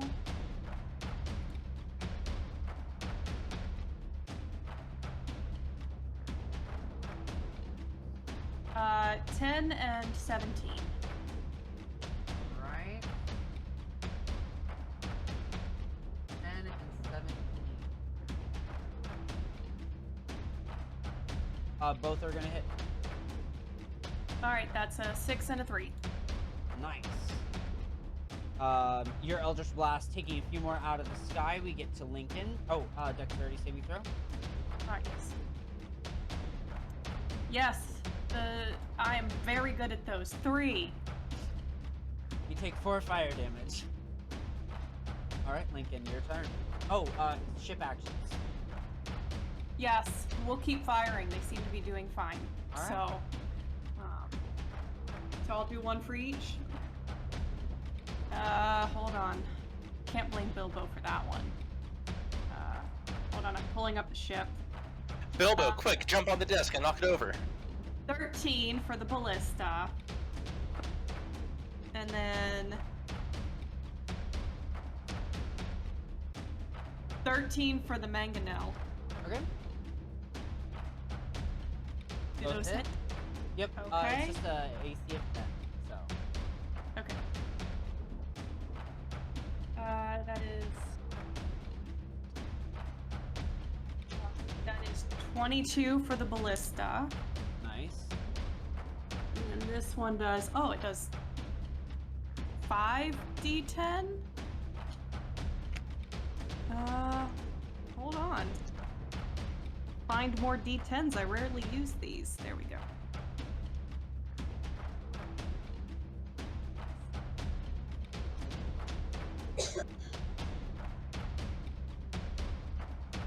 $33. 33. All Yes. right. You were able to do so relatively well. A good chunk of like 12 methods, just giant bolt through them, and then a giant rock just splat through the middle of the swarm as numerous elemental bodies are kind of scattered and evaporated into the air. Does it seem to be doing anything? There's a lot of them. Right, but does it, from my observation, does it look like it's doing anything, or am I just wasting ammunition? I would say it looks like you've taken about an 1/8 of the swarm out. So I am doing something. I'm not just Yes. wasting shit and throwing it in the Yes. water. Okay. Yeah. Okay. Things are disappearing. They're going, but it's. Oh, that was there's more a lot. my concern. I was like, I don't care how much damage necessarily. I just don't want to sit here keep wasting this shit if it's not doing anything. Fair. Okay. Makes sense. All right. I believe that is my turn. Snitch is going to keep doing what he's doing, steering the ship. We're not doing any strange maneuvers right now, and I've got to go check on Spout because I heard him get into something. Sounds good. Lincoln, your turn up. All right. He's just going to blast away a couple times with Eldritch Blast. All right. Oh, I wonder. That's odd. The agonizing blast. I don't think it's been included in the damage since I've taken it. So I got think a you 1 and a have to- 2. You have to go in the settings and manually click it, so it'll add it. Well, that's rude. Okay, thank you. So I got a 17 and a dirty 20 for a total of 1 plus 2 plus the charisma modifier on each bolt, which is plus 8. So 11 points of force damage total for the 2 bolts of the Eldritch Blast. Absolutely. And then he's kind of seeing that Snitch is steering the ship, and it might be a good idea to keep the driver alive, and seeing that he's taking some damage, and Lincoln might not want him to die yet. He's going to use a charge of Healing Light to heal him as a bonus action. Okay. Nice. Yeah, even if you hate the guy, you don't want the guy driving to die. I Yeah. know. And he recovered 6 hit points. All right. And then a dexterity saving throw. That is a 5 on my dex saving throw. Yikes. Not great. We are all not One really fire. doing very well with the dex. No. 1 fire damage. However, you guys aren't taking exhaustion levels, which is amazing. It was very nice. Yeah. All right. That brings us to Lucian. Firing arrows. Go for it. Natural 20 Nice. and a 13. 13. And you're doing 1 max damage roll, right? Yep. Okay.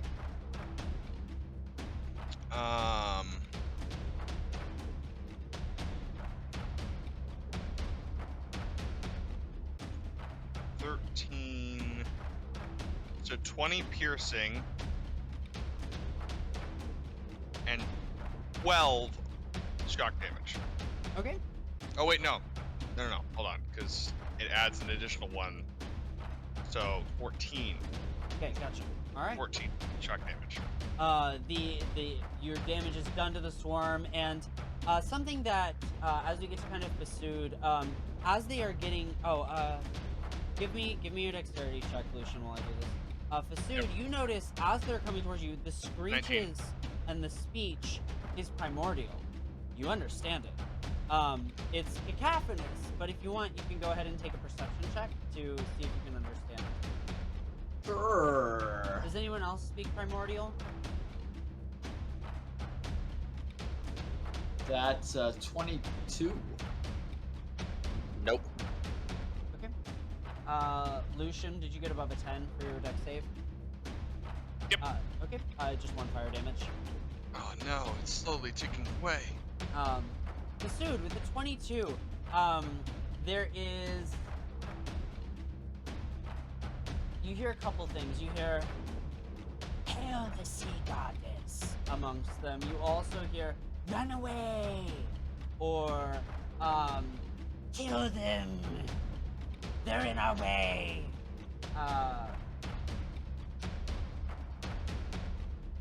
And overall, you catch a sense of determinate fear.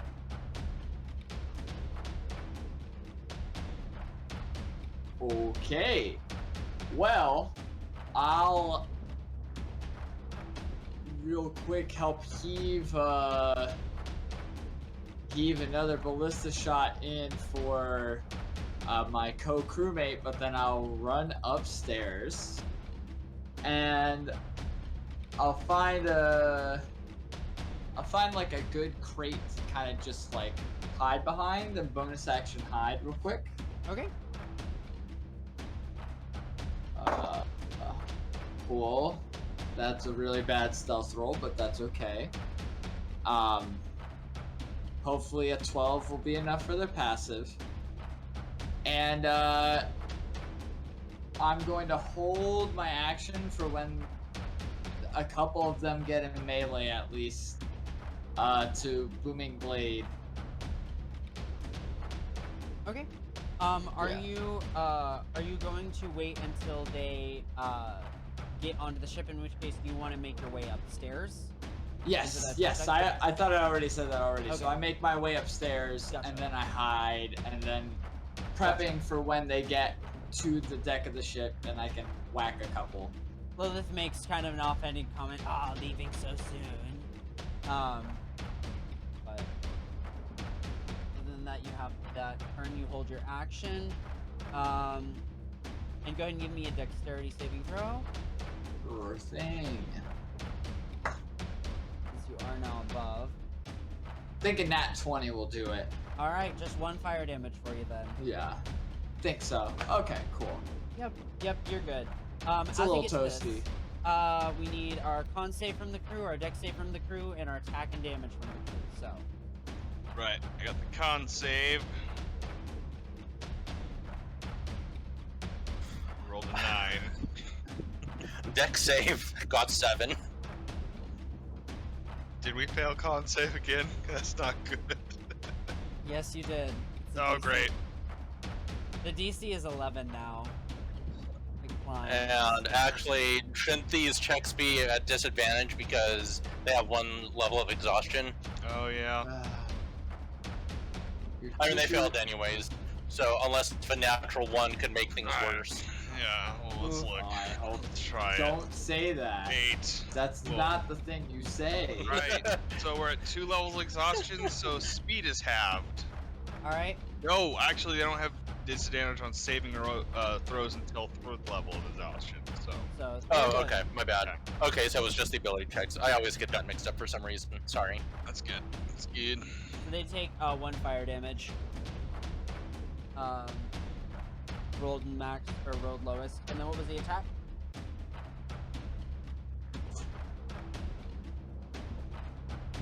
Did Pursued. Nick? Did you want to roll attack again? Oh, sure. Why not? Yeah. Give me 2 d20 rolls. Well, the first one's really bad.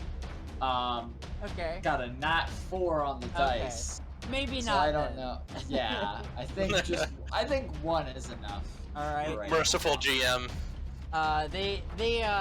There's a couple individuals that take up like a crossbow bolt that just shoots right through the middle of the swarm, unable to do anything. The swarm begins to approach you guys now, and it kind of swarms over the top. You can feel the heat rising off, though harmlessly on you all. The rest of the crew is able to feel it very tangibly. There's a lot of gritting and grunting of pains from them. Go ahead and everybody give me a dexterity saving throw. As a bunch of spraying, boiling water just kind of combusts off of these methods as they swarm around you. I think Cal wants to kill us. We do use dex saving throws, Lindsay. Ew. Nice. 17. 17.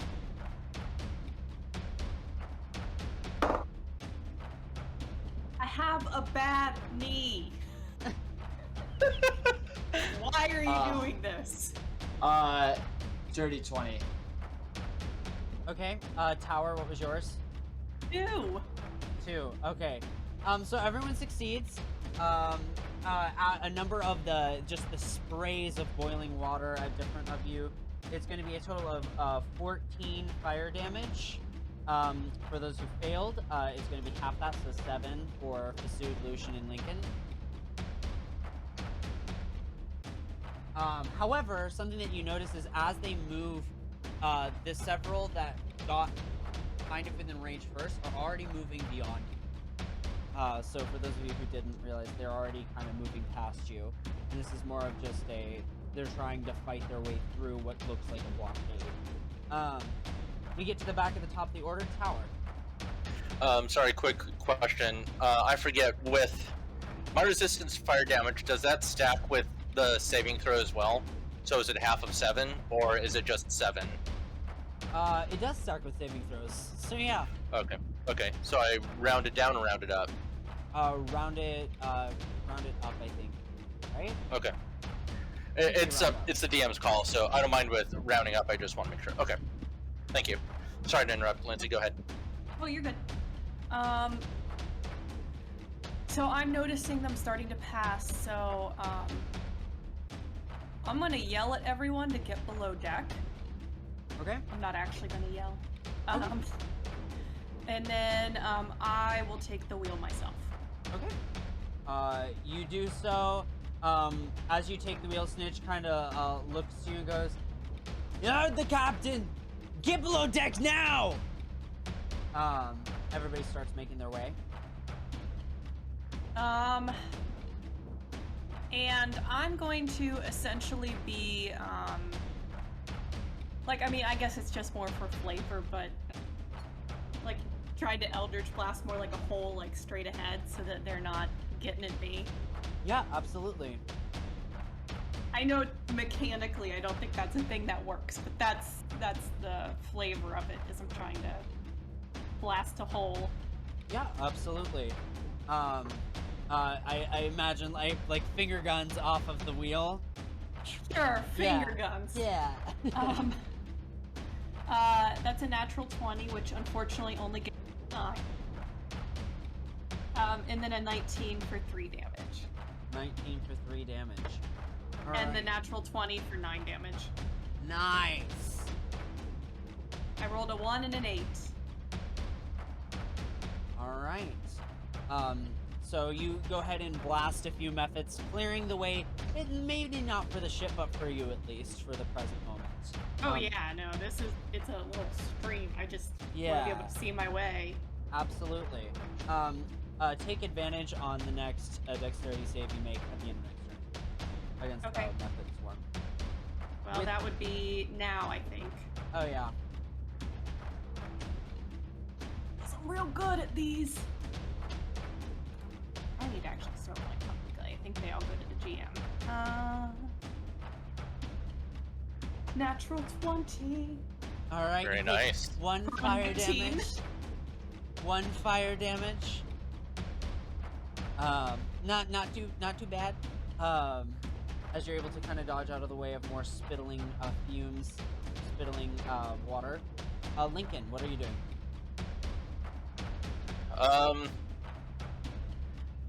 Lincoln is going to. He's going to cast Eldritch Blast and try to help clear the way further, Okay. as much as possible. Okay. For the ship or for any particular?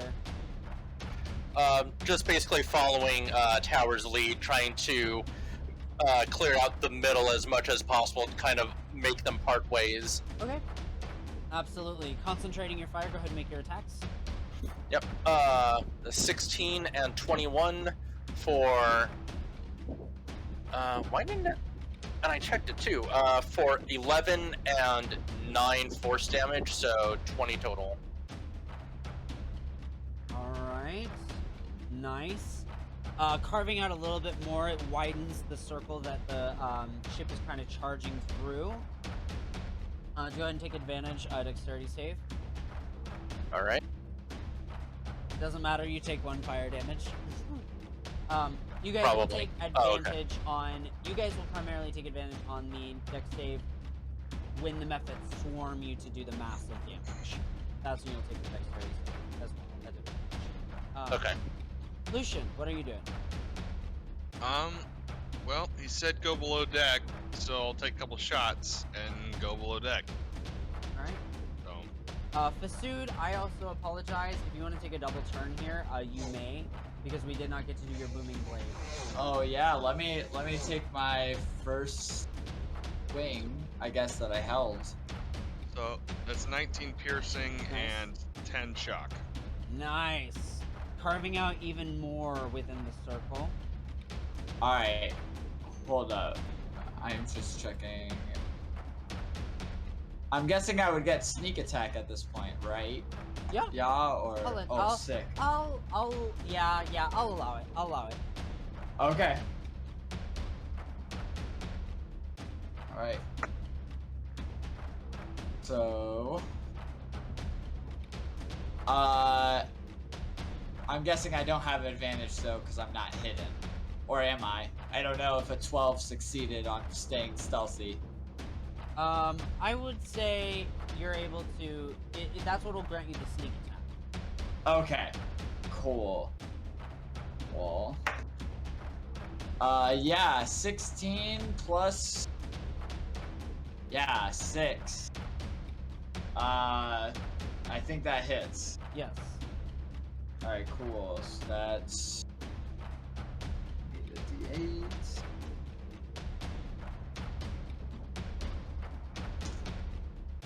Nice, okay.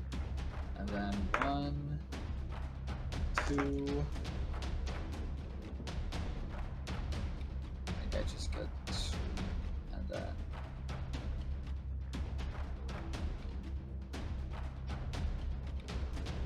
Alright, cool. So that is.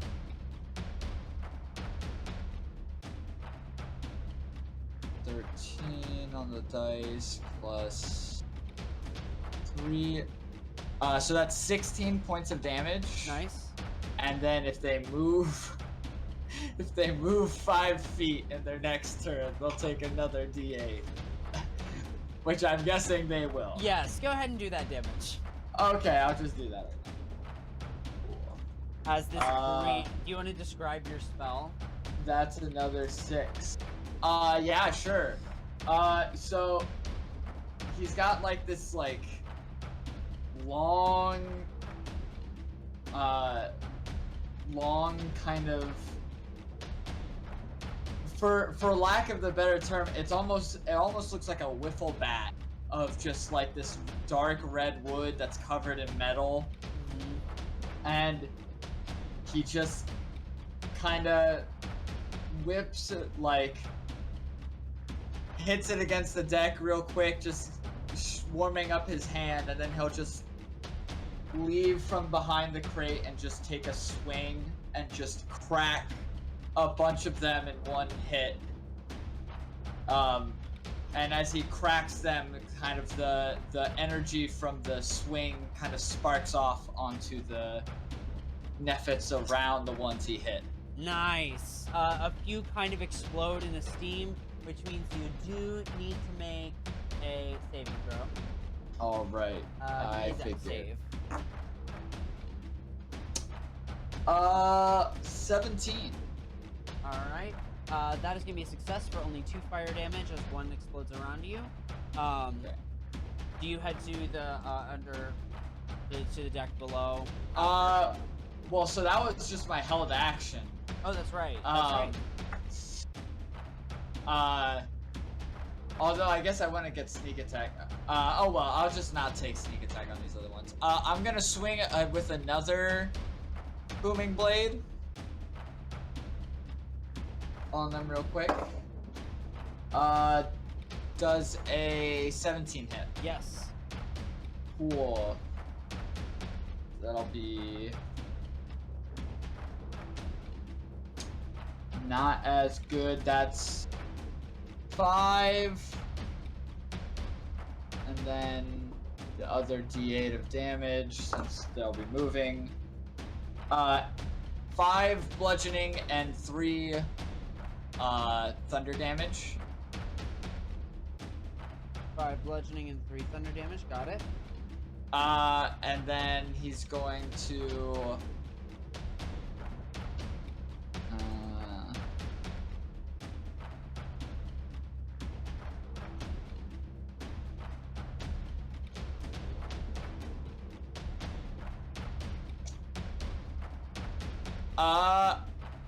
he'll take with a bonus action. He's gonna swing with his other little, like, kind of this like long, just wooden rod, just a regular, like, just like this kind of almost like a thickened switch, and he's just going to take another swing. Nice. And that probably won't hit because that is 9 to hit. Nope, that doesn't hit, unfortunately. Cool. He's going to run below deck. All right. So you guys are below deck. You do not need to make a dexterity saving throw because you are not within the rush of methods. Tower and Lincoln, go ahead and make advance. Unless, Lincoln, you didn't go below, right? You stayed up? Correct. Okay, Yeah. you both need to make dexterity saves. Okay. Michael, go ahead and give me a con save for the crew. The crew will not need to make dex saves. Everyone is below deck.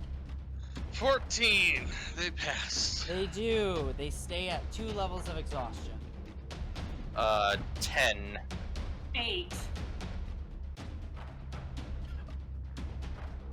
Alright. Good thing you got advantage. Well, I guess it didn't help much, but it's better than the natural one you got. It is better.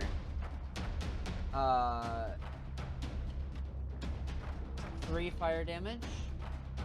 Okay.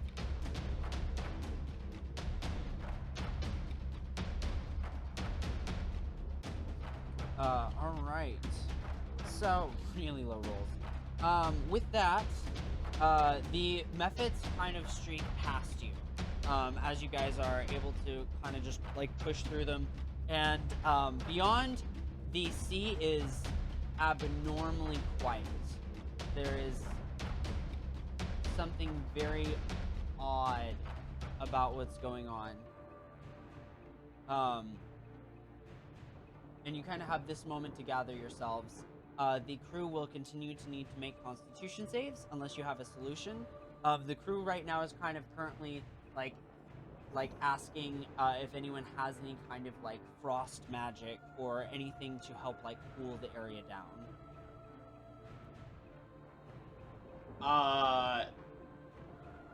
Fasood will cast Ray of Frost if people point him in the direction of wherever to go. But Go ahead. he has no idea where he's just like, I can do a little, but I don't know where you want it. They just kind of like start trying to grab like bowls. The cook kind of like has like 6 bowls rested on his forearms, all full with like really murky, gross water. And just like, here. And it's the first time you've heard him speak.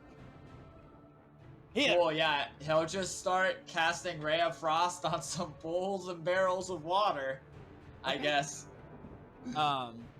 Murky, gross, probably dishwater, like giant bowl-shaped ice cubes begin to kind of be passed around.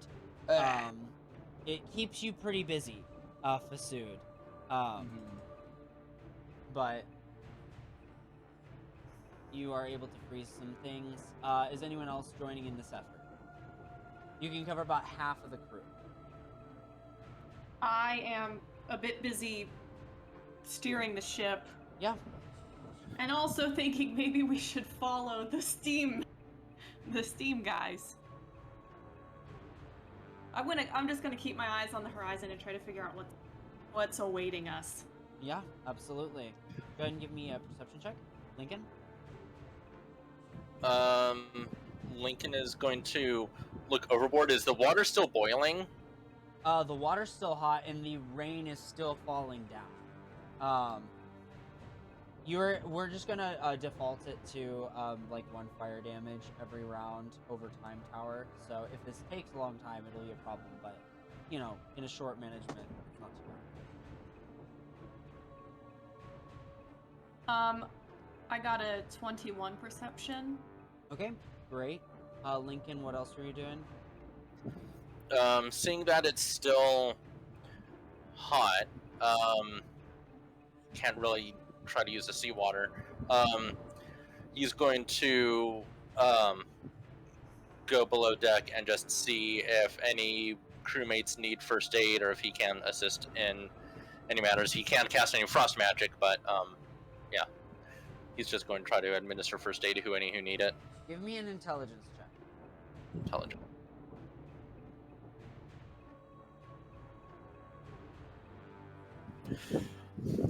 All right. Well, guess greater than or less than 10. It's an 8. Okay. It's not a hard DC. You know, as a spell caster, you do kind of have to know the ins and outs of your spells. read the shape water cantrip. Double check that. What? I, I will, but I don't have it. that's me. I Oh. posted it on accident. You what? I posted it on accident. Oh, okay. Never mind. I'm sorry. My bad. But Tower, you are gonna take. We'll go. Say 3 rounds. While you're kind of keeping us, so 3 fire damage. Okay. Yeah. Yeah. Probably starting to strip off some of the leather because I'm sure that's swampy as fuck now. As you kind of stare out towards the horizon, you can see like what looks like a big lump of a wave. Not like a wave ready to crest, but like one forming, but it's behaving real odd. It almost seems to be breathing.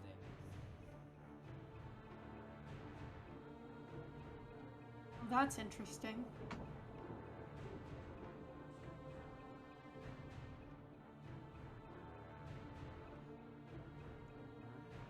So I'd be So Lucian. I'd be helping with the ice cube things because shape water lets you freeze water. So Yes. Yep. And you guys are able to take between the two of you, able to take kind of take care of the crew, who are thankful. It does require a lot of attention. Does anybody eventually wander back up? You get to a point where you can hear the rain stop. And there's kind of a feeling of almost being in the eye of the storm here. Again, this is a very fast-moving storm, so it's not. You guys probably won't be in here very long. Out of curiosity, how long does Endure Elements last? 8 hours. Oh, yeah, you'll be fine. Nice. Fuck yeah. Excellent. So you guys are able to do that. Does anyone eventually kind of try to make their way up the tower? Sure. Yeah, Lincoln would eventually, if there's no one that needs immediate medical care. Yeah, absolutely. I'll just probably come up on deck. I don't know if I'd go tower. Yeah. Yep, up to top deck. Tower, do you, as individuals begin to kind of show up back at the top deck again, do you share any information? Do you ask questions? I think if anybody came up near me, I would point out the kind of bulge or whatever that I'm seeing, and just kind of ask, "What do you make of that?" Who is going to try to make something out of it? I mean, Lincoln always tries to be helpful, so I'm sure he would, even though he's not very good at it. I don't know what Arcana history. I don't know. You could use nature, you could use history, you could use survival, We'll go arcana. history. History sounds like a great idea. 18 history. Natural 20 on history Oh, Oh, for okay. 24. The two of you both have read a story about primal elemental forces gaining some manner of consciousness. For you, Lincoln, you recall a almost monstrous amalgamation of elements. And you actually recall information about chaos storms as well. And I'm gonna say you're able to ascertain that this was due to a tremendous discharge of magical energy. Something that is beyond anything that you've ever seen or maybe even heard of besides this one book that kind of resides in the back of your head.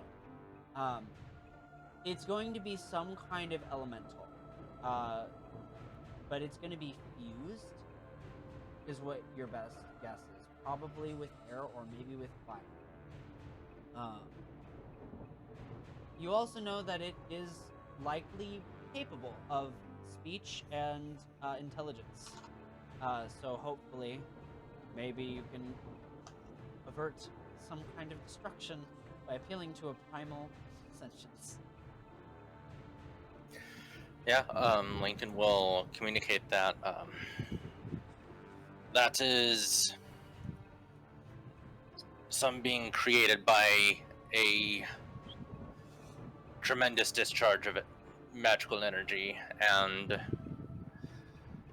from what I recall reading, it is something that is intelligent enough to speak and understand a language. I don't know what that language would be, but it is an intelligent creature that has been created by this magical energy that has erupted by some unknown cause.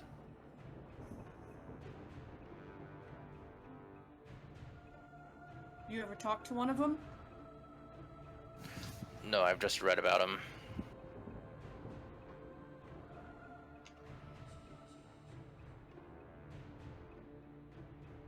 Well, it's too late to turn back now. The lump begins to slump towards the ship, and as it kind of hits the side, you all feel it rock backwards against, even from below deck. It becomes this grasping around for things to hold on to. Some of the crates below deck begin to kind of push around. Everybody need a dexterity saving throw. Except for Tower. Tower, you're just hanging on the wheel. Nothing's falling towards you. You're fine. Even Alright. below deck as well? This is only below deck. Oh. So only below deck. So So Yeah. that would just be me, I Oh, think, okay. right? Yep. Because everybody else is up top. 16. Okay, success. You only take 3 bludgeoning damage as kind of the corner of one of the crates slams into you, whatever's in it, super heavy. Everybody is kind of like, you hear a few, like, yelps of, more surprise than pain, but some people were hurt. Everybody, even below, begins to feel the ship begin to spiral. What would you all like to do? like Just beginning to rotate.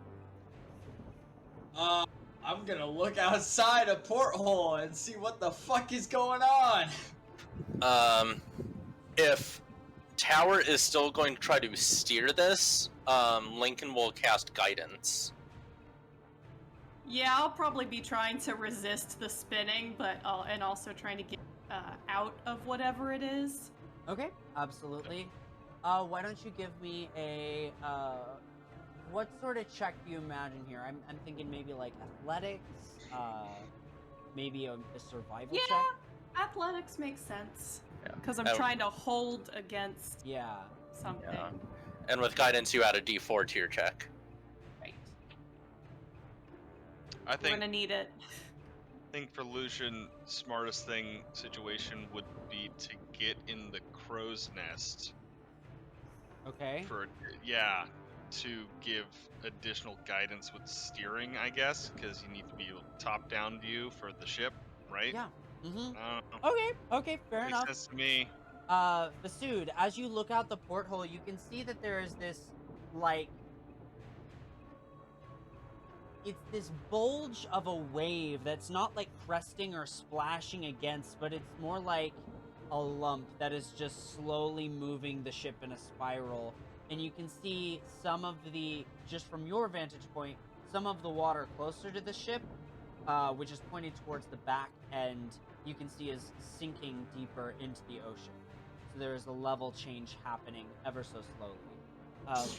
Lucian, you climb up to the...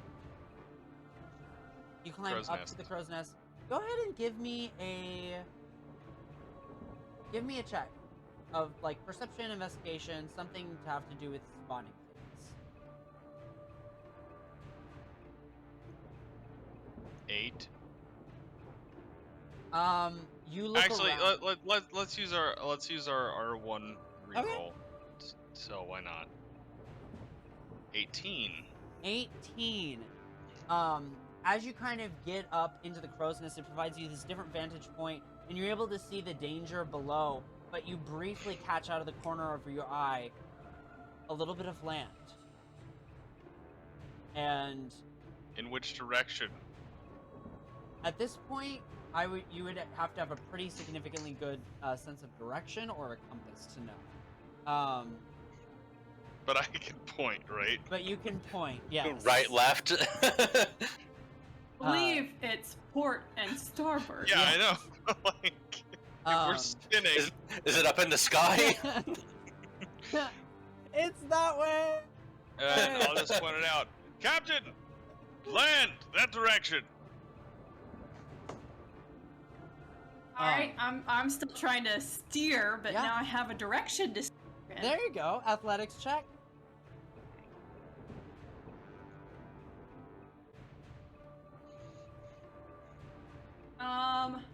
This one is not with guidance, correct? Lincoln would keep applying guidance if it's actually helping. Unless Tower said, "Hey, back off and don't touch me," kind of thing. Because it is a touch spell. Guidance, touch, guidance, touch. If it helps, then I'll keep allowing it. 16. I feel inspired. 16. What was the first one more time? I mean, you're the one touching my. The first one was a 12. Okay. The first one mean- you try to fight against whatever force it is, and you just feel yourself give a few inches of the wheel, and you kind of readjust. In the second go, you're able to kind of fight against it. Fasood, from below, you can see that the wave kind of splashes and it breaks a bit, cresting, which almost looks like some kind of weakening of the strength against the ship. Fasood, what are you doing?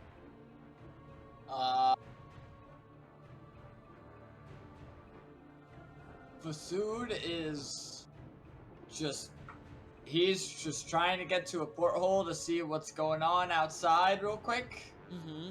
And he's gonna like stop just casting Ray of Frost over and over again. People got to figure out their own shit now at this point, with the boat feeling like it's spinning. Yeah, absolutely. As you're trying to help people out with the Ray of Frost and this situation, amidst the rumbling of the ocean, as the crest of the wave breaks, you hear sound erupting out of it. Kin. Wait, what was that? Kin. Kin? Like a whisper. Like K-I-N. K-I-N. Likely in Primordial. Ah. Oh, then I wouldn't understand it, would I? Mm-mm. Yeah, that would just be. Okay. Hell yeah. He's gonna run above deck and just, Captain, the waves are making sounds that sound like words. So I've got the wheel, and I am, holding it real tight, straining against spinning. I'll be like, you can talk to it. I don't know. Hello? To the fucking thing. Yeah, he's just gonna. Because I feel like he doesn't really know how to speak Primordial, it's just something he can understand, so he's kind of just like. He just looks over the side of the boat and just, hello? He looks over the side of the boat, and the rest of you all of a sudden hear him utter these, like, guttural, like, sounds with lots of, like, shh, right into the ocean. And the pushing continues, but it doesn't intensify. Tower, I need another athletics check. Okay. Add that D4. Add a D4. These aren't getting much better. That one is a 15. This is super sad because I'm actually proficient in athletics for once. All right. It goes okay. It's a passable effort. There's a little bit of giving back and forth. But as you kind of maintain your position of Fasood, you see that some of the water begins to open almost, and words just begin to flow out. And the spaces that it opens are numerous and over a large portion. And you've realized it's not just this one lump, but there is an entire entity of this space of water. Stormborn.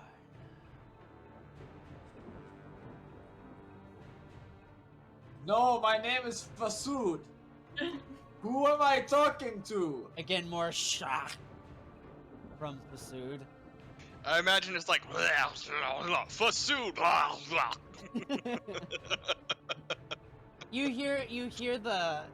All of you hear the waves go, almost in like whispering sense, and you hear, "Why here?"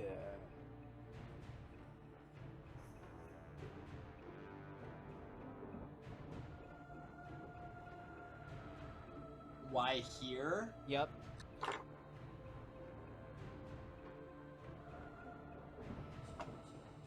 Why not here? Is there something wrong with sailing over these waters? My waters.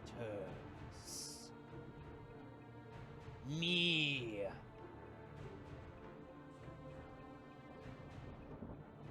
No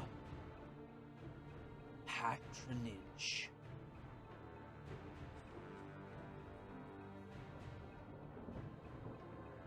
You didn't really make it very clear that these were your waters until right now. My waters! The waves kind of crest up and splash along the side, the boiling water scattering. Everybody make a dexterity saving throw. Don't piss off the wave! Oh my god, that's a good one. I'm gonna start rolling with the dice. 14? Yeah, that's a 23. 5. That's a 6. I think I'm okay. Hope I don't fall. So 8 fire damage for those who failed, 4 for those who succeeded. Ow. What's the succeed? The succeed? Oh, sorry, 12. Yes. Oh no, a third of my health is gone. You said how much damage? 8 for failed, 4 for success. Success at 12. Sick. Look, I've definitely got some really ugly, like, burns on me.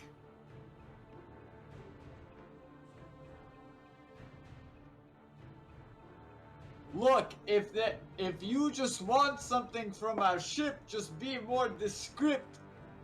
We don't have a whole lot other than people right now.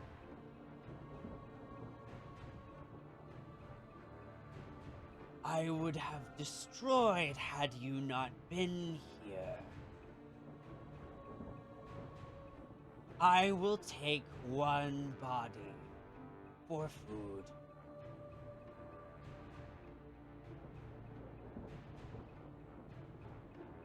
Because I don't know who you are.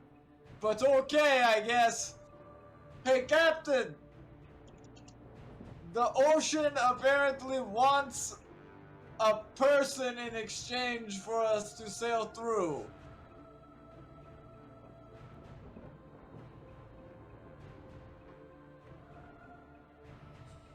What was that again? He wants...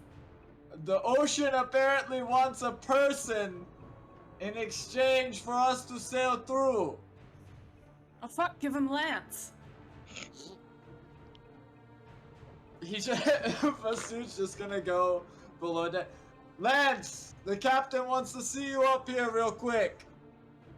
He's like, you can see this poor guy is like getting out from underneath one of the crates that would just like slam on his body. He's kind of like wincing. He's got like a black eye on one, and a little bit of like second-degree burns across his shoulder where the cloth is burned away. And he's got like an melting ice bulb in like on like his face. Okay, I'll be right up. I'll go over and help him up. Thanks. You know I'm helpful, and I'll just like use my arm, and he can like use my arm as he walks up, and then we're just gonna get to the deck of the ship, and I'm just gonna push him off the side. On the way, he's like, "Ah, man, this is the nicest you've ever been to me." Falls right off the side. You see, like, the openings in the waters that were kind of suspended and awed and defying gravity kind of swoop over towards where the body entered.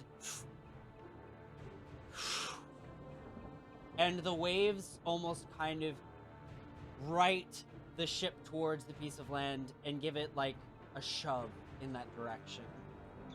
When the body went over, was he like screaming? Is he in Oh, pain? yeah. Do we see him? Is he like You hear pain? "Ah!" right off the side of the boat. I would say Lucian and Lincoln, if you want, you can do a perception check to see if you spot who it was.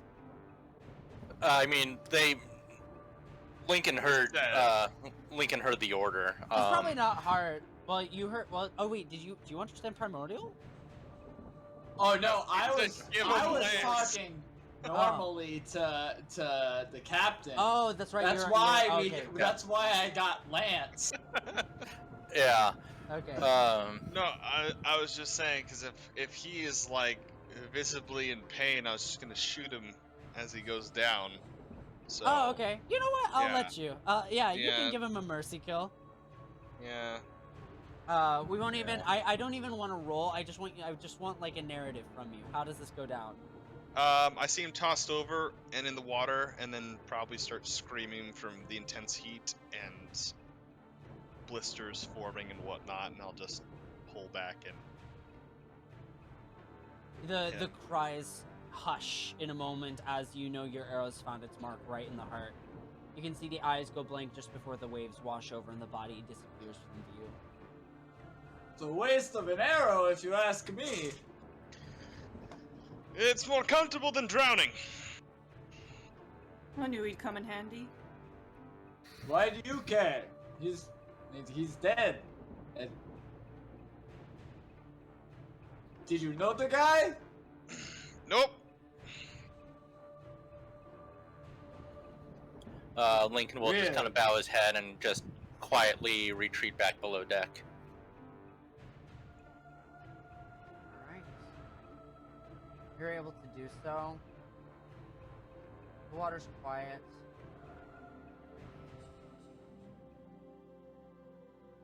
You guys slowly, gently crest towards what looks to be a small island. It's full of vibrant plant life, and as you guys kind of take assessment of the ship, there are definitely some bits and pieces that have been damaged by the hot water. Vic, in particular, talks to you, Tower, and says, I'm sorry to bother you about this, but this will likely cause a lot of warping, and we might want to treat the wood as soon as possible, particularly if we are, as I've heard, going around the north side of the continent to Calvin? Yeah. Alright, oh well. My advice is that we try to take care of this, maybe on the island here. I have supplies, it shouldn't take more than a day, but... Get it done. Listen, not Lance. You! Where's Lance? Kind of picks somebody else and starts to repairs on the ship. You guys are brought. I assume you guys kind of maneuver yourself to a place where you can get to the island if you want, or do you want to just stay on the ship? I think I need to lay down for a minute. So I'm very badly burned. So meta. I don't know.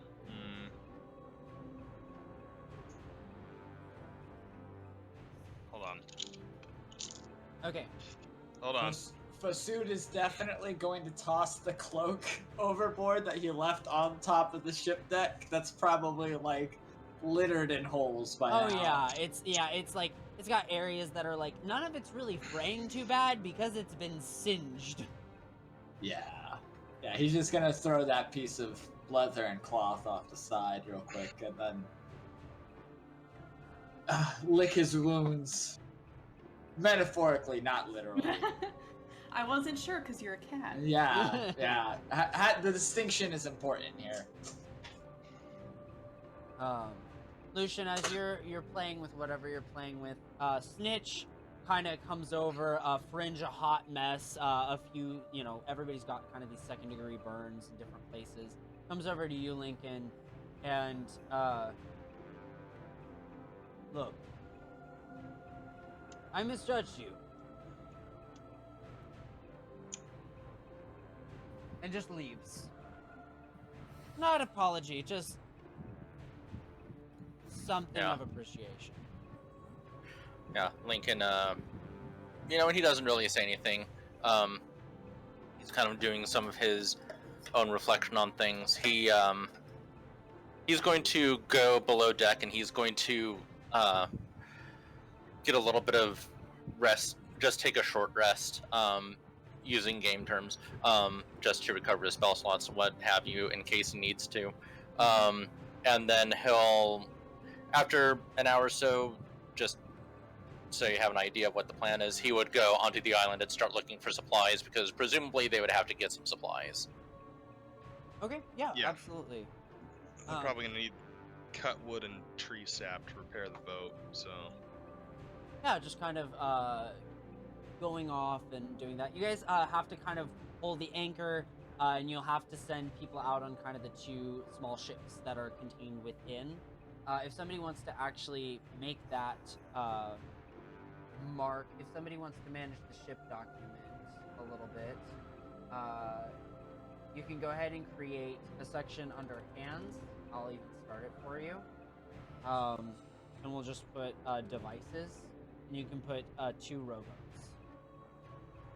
You're gonna put rowboats instead of dinghies? Just as matters of transportation, whenever you're anchored and you don't want to get your ship stuck on the sand. But who all is going to head up to land? There's enough room for 6 people in each, so there's plenty of room to take people along with you if you so desire. Lincoln would go and he would invite Mahar to come with him. Okay. I'll go because drinking on the boat has gotten boring, so drinking on the beach sounds more appealing. All right. Fasood, I'm going to be resting on the boat and tending to my own issues, my wounds. Yes. I'm doing whatever the captain or first mate tells me to do, because I'm just here to get paid. All right. I think Snitch is gonna go up to land as well as Rosie. You hear a brief conversation where Rosie talks with the cook about being low on protein. She seems very eager to go out hunting. The couple of you make it to land. Lincoln and Lucian, go ahead and give me some manner of survival or nature check to see what you're able to supply. Well, they're equally terrible. Could we... Lincoln would kind of look to Lucian and see if he needs help and maybe give him advantage instead of having separate terrible rolls. Alright. Ah, well, thanks for advantage. It's an 18. Cool, so 18 survival. Nice. Between the two of you, you're able to gather 2. We'll just kind of condense it into repair supplies and just kind of uses of those.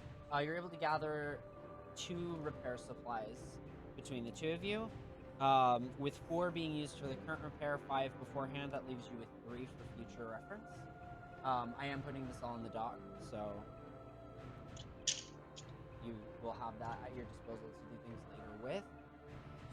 As you get to the thing, Rosie and Snitch go off hunting, and they don't come back. They don't come back with any sort of like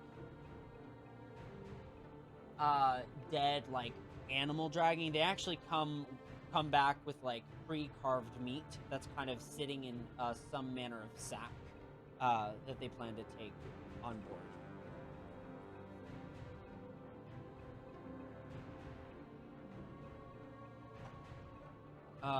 You guys do notice throughout your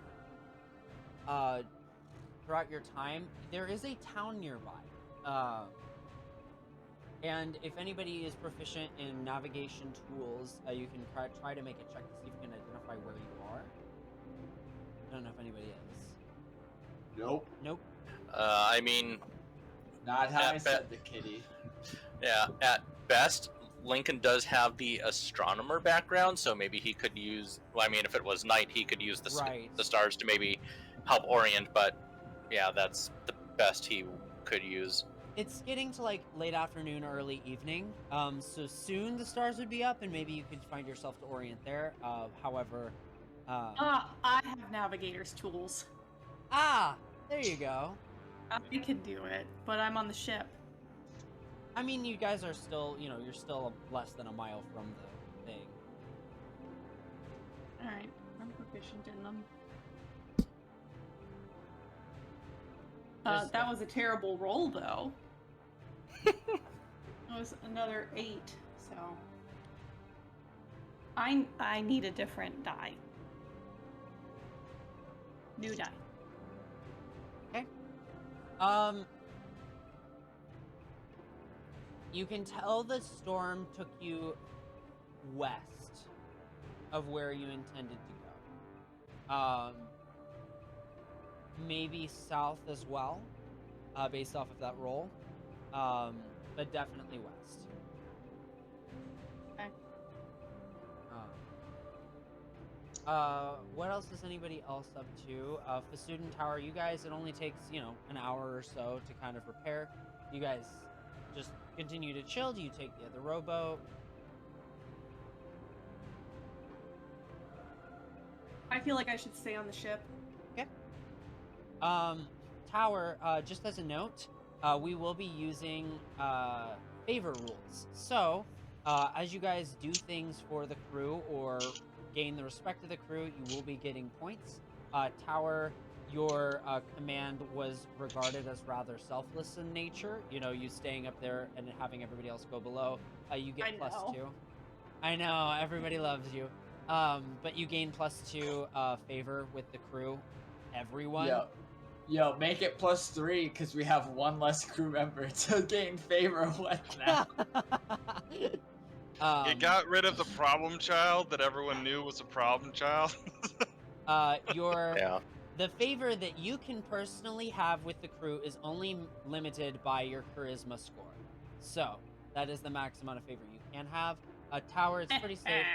It's pretty safe that you're actually maxed out at the present moment, given kind of the history of, how you've managed the crew, and especially after this fight.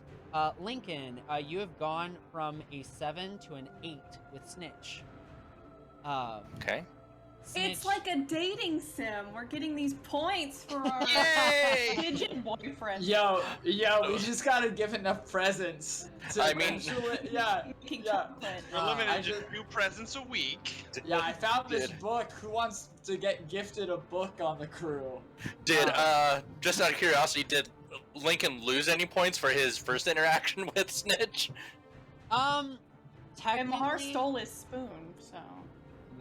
technically, I didn't want to employ it until the rain, until the Ah. storm, so I'm not gonna make you suffer for that. Okay. But if that were to erupt again, you would absolutely be punished. Okay. But yeah, so we will be running favor rules. Obviously, if favor drops below, good luck, not dying or being killed or even mutiny if it gets bad enough. So something to be aware of as we move forward in this. As the night kind of sets on, do you guys think that you would end up just all kind of retreating to the ship, or do you think you all would end up somewhere trying to find a dock of the town? Maybe a little pillaging, I don't know. What are you into? Once everybody's on the ship, we can try to find a dock so that we can get in the town. Okay. Because I think it would be better to have some time in the town and get what we need. If there's anything that you can't gather from the forest. Is this a civilized town, or are we walking into like a cannibal hut? I'm thinking the same thing. Like, Yeah. we're definitely walking onto a cannibal island. Yeah. So, as you guys... Don't say so. Yeah, so... Man, I love how you think that that's, like, such a nightmare. I think it's hilarious. I don't know. Almost shipwrecked and then on an island with cannibals. Yeah, I'm pretty sure that was just the Kraken, so... I read Call It Courage in, middle school, so I know how this works. Nick got it. There you go. Deep cut. Deep Yeah. cut reference. You guys kind of get back onto the ship. Lincoln, if you want, you can go ahead and make a check with the astronomy background to try and figure out exactly where you are, based off of any sort of things you've been talking before. Okay. Could it be like a survival check with advantage then? Yeah, I think survival with advantage is appropriate. Okay. A dirty 20. Okay, dirty 20. You recall once upon a time seeing a map in when you were more of a bookie back in Valanost, and the map of this part of the world had kind of a little island to the southwest of where you think a Camelot should be in your head. You remember there's a little town called Hilton, but you don't remember much about it. You also recall that apparently there's a monastery here. Okay. Well, it's civilized enough to have some sort of organized religion. That's good. The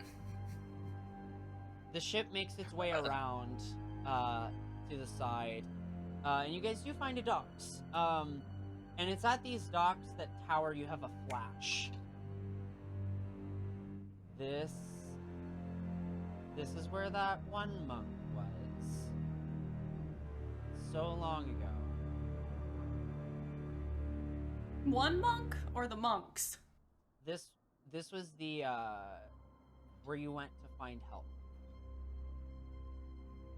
So the priest. Yes, sorry. Oh, we're pillaging this town. Okay. But there are the docks ahead. You can see evidence of, somewhat civilized life. There's some farming going on. You also see what looks to be evidence at a distance of probably a lot of mining practice. And actually, there are a number of, there are 2 docks, which suggests that despite the fact that it's a small little town, it gets a little bit more traffic than is normal. You also see that the houses here are poorly built, and some of them have been destroyed.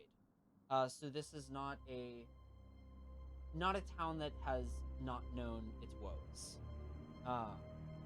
Hold on, I need to figure out which priest. Is this priest still alive? No, this is the Or- one. This is the dead. This is the one. This is the dead priest.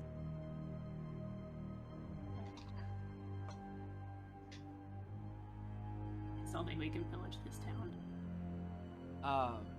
How's my crew doing? Are they still like rough? The crew actually didn't suffer too much. Actually, Well, I know this they is- have exhaustion. Right. A lot of them have taken to resting as much as they possibly can.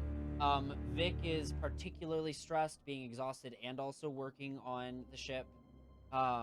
Besides that, I actually do want you to roll a house roll for the well-being of the crew and see if you lost anyone. Okay. 6. Everyone's okay. Some are minorly wounded, but with Rosie back and Cookie, among two others, kind of working on preparing the meat and salting it and getting it to a place where it works. You know, she's able to kind of fix anyone up who's in a bad shape. You've got a competent crew, not nice, but competent. What would y'all like to do? Have we docked? Well, I think I want to know how you dock if you decide to.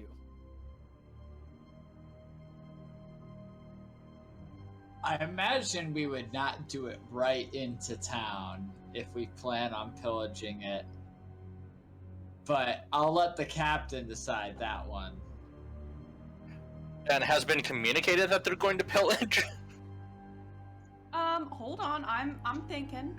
Oh yeah, I'm sorry. I'm just if we're talking about pillaging, it's kind of I'm There's just like asking. there's Maybe kind not of this everyone is air comfortable of with the that. crew. There's an air within the crew, especially Snitch. You all notice that is kind of like there's a bit of a grin and a smirk and a maliciousness to the crew. It's all kind of waiting for Tower's word on the situation. They're going about their business or they're resting, but when they have their moments, there's very much a glance of, "Are we doing it?" Holy Take her crap. down. I kind of give the order to yeah, we're gonna do it. Start loading and shooting the ballistas. We're hitting up this town. All right.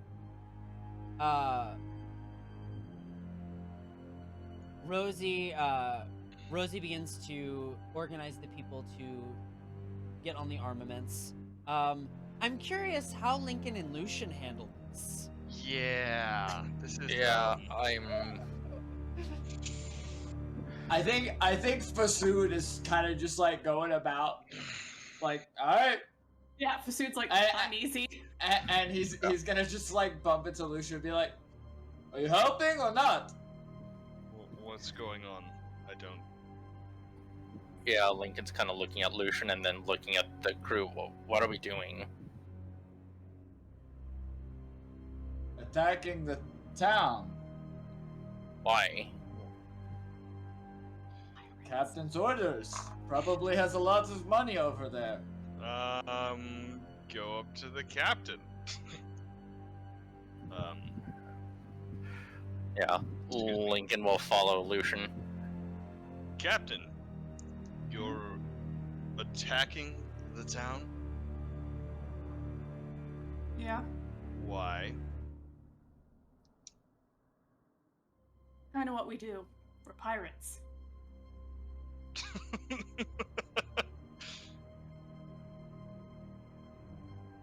Ah, Poor defenses. Easy picking. Also, I killed a priest here once.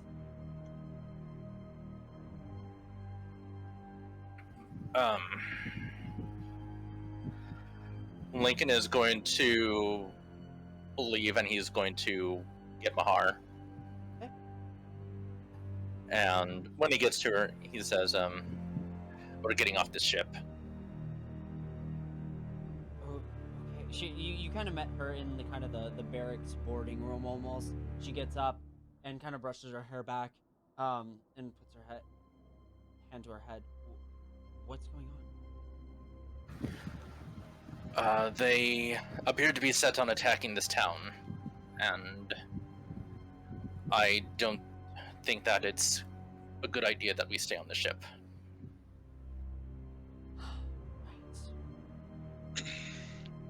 I.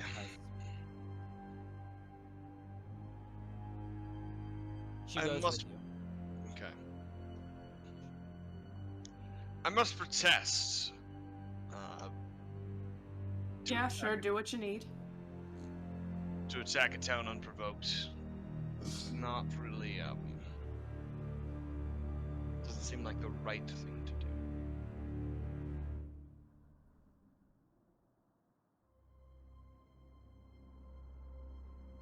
Sure it does.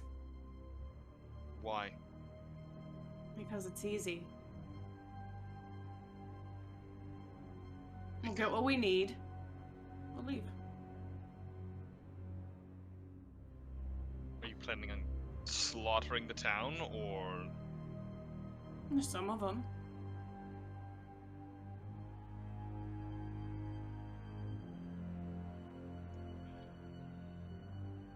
Don't worry, we'll leave the orphans alive.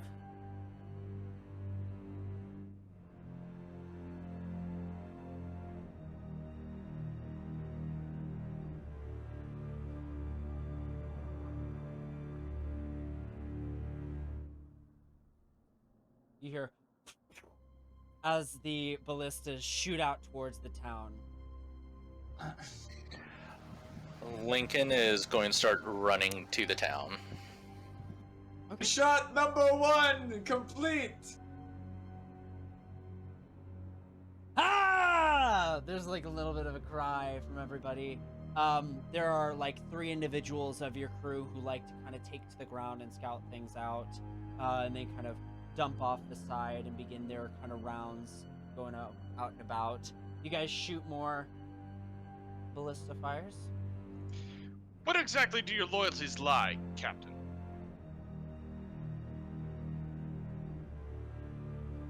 Who should they lie with? That's not the question. Myself and myself only. And how would you advance yourself?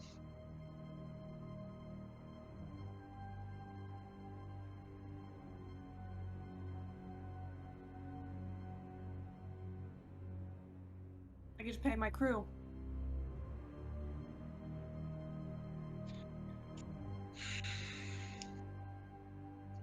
Well,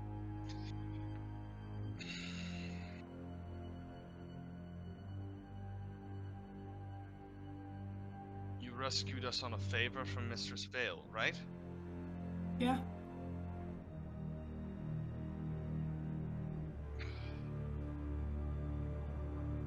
So you're for hire.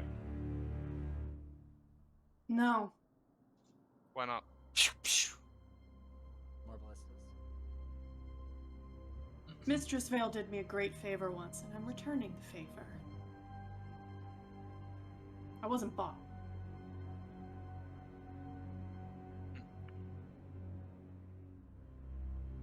I will say, Fasood is still shooting at the town, but he's like trying to aim and like not deliberate. Like he's not trying to be the direct center on like a building. Yeah. Like more trying to get more fear than like murder as many people as possible. You know. Yeah, Lincoln, when he gets down, presumably people are starting to get alarmed. He's going to try to round people up and get them to try to find a safe place and try to get them,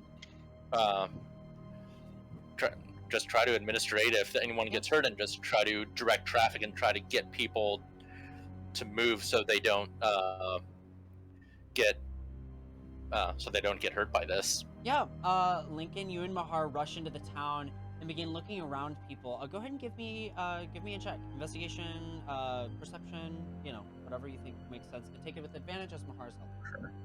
Sure.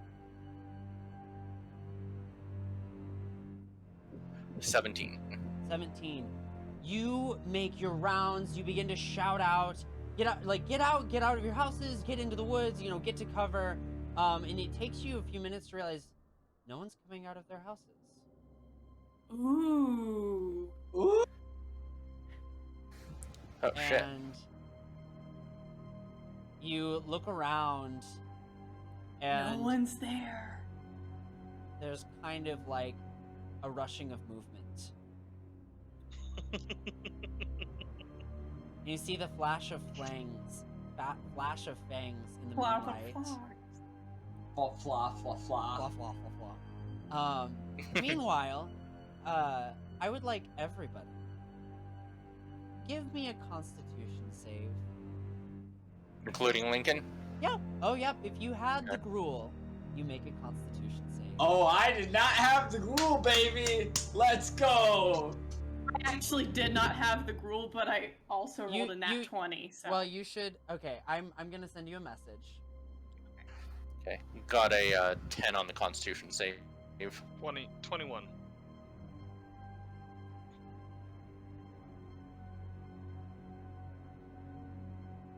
Sorry, Lincoln and Lucian, one more time for me. 21. 10. Lucian, you feel like something's wrong in your body. Lincoln, Mahar needs to make a Constitution saving Yes, throw she too. as the two of you are holding hands, looking for people in this moment of fear, you realize your hands are shaking. Tower, do you think your hands are shaking? oh, they always do. And that's where we'll end session. Okay. See you guys. Join us next week. Bye. Bye. Bye. Let's go.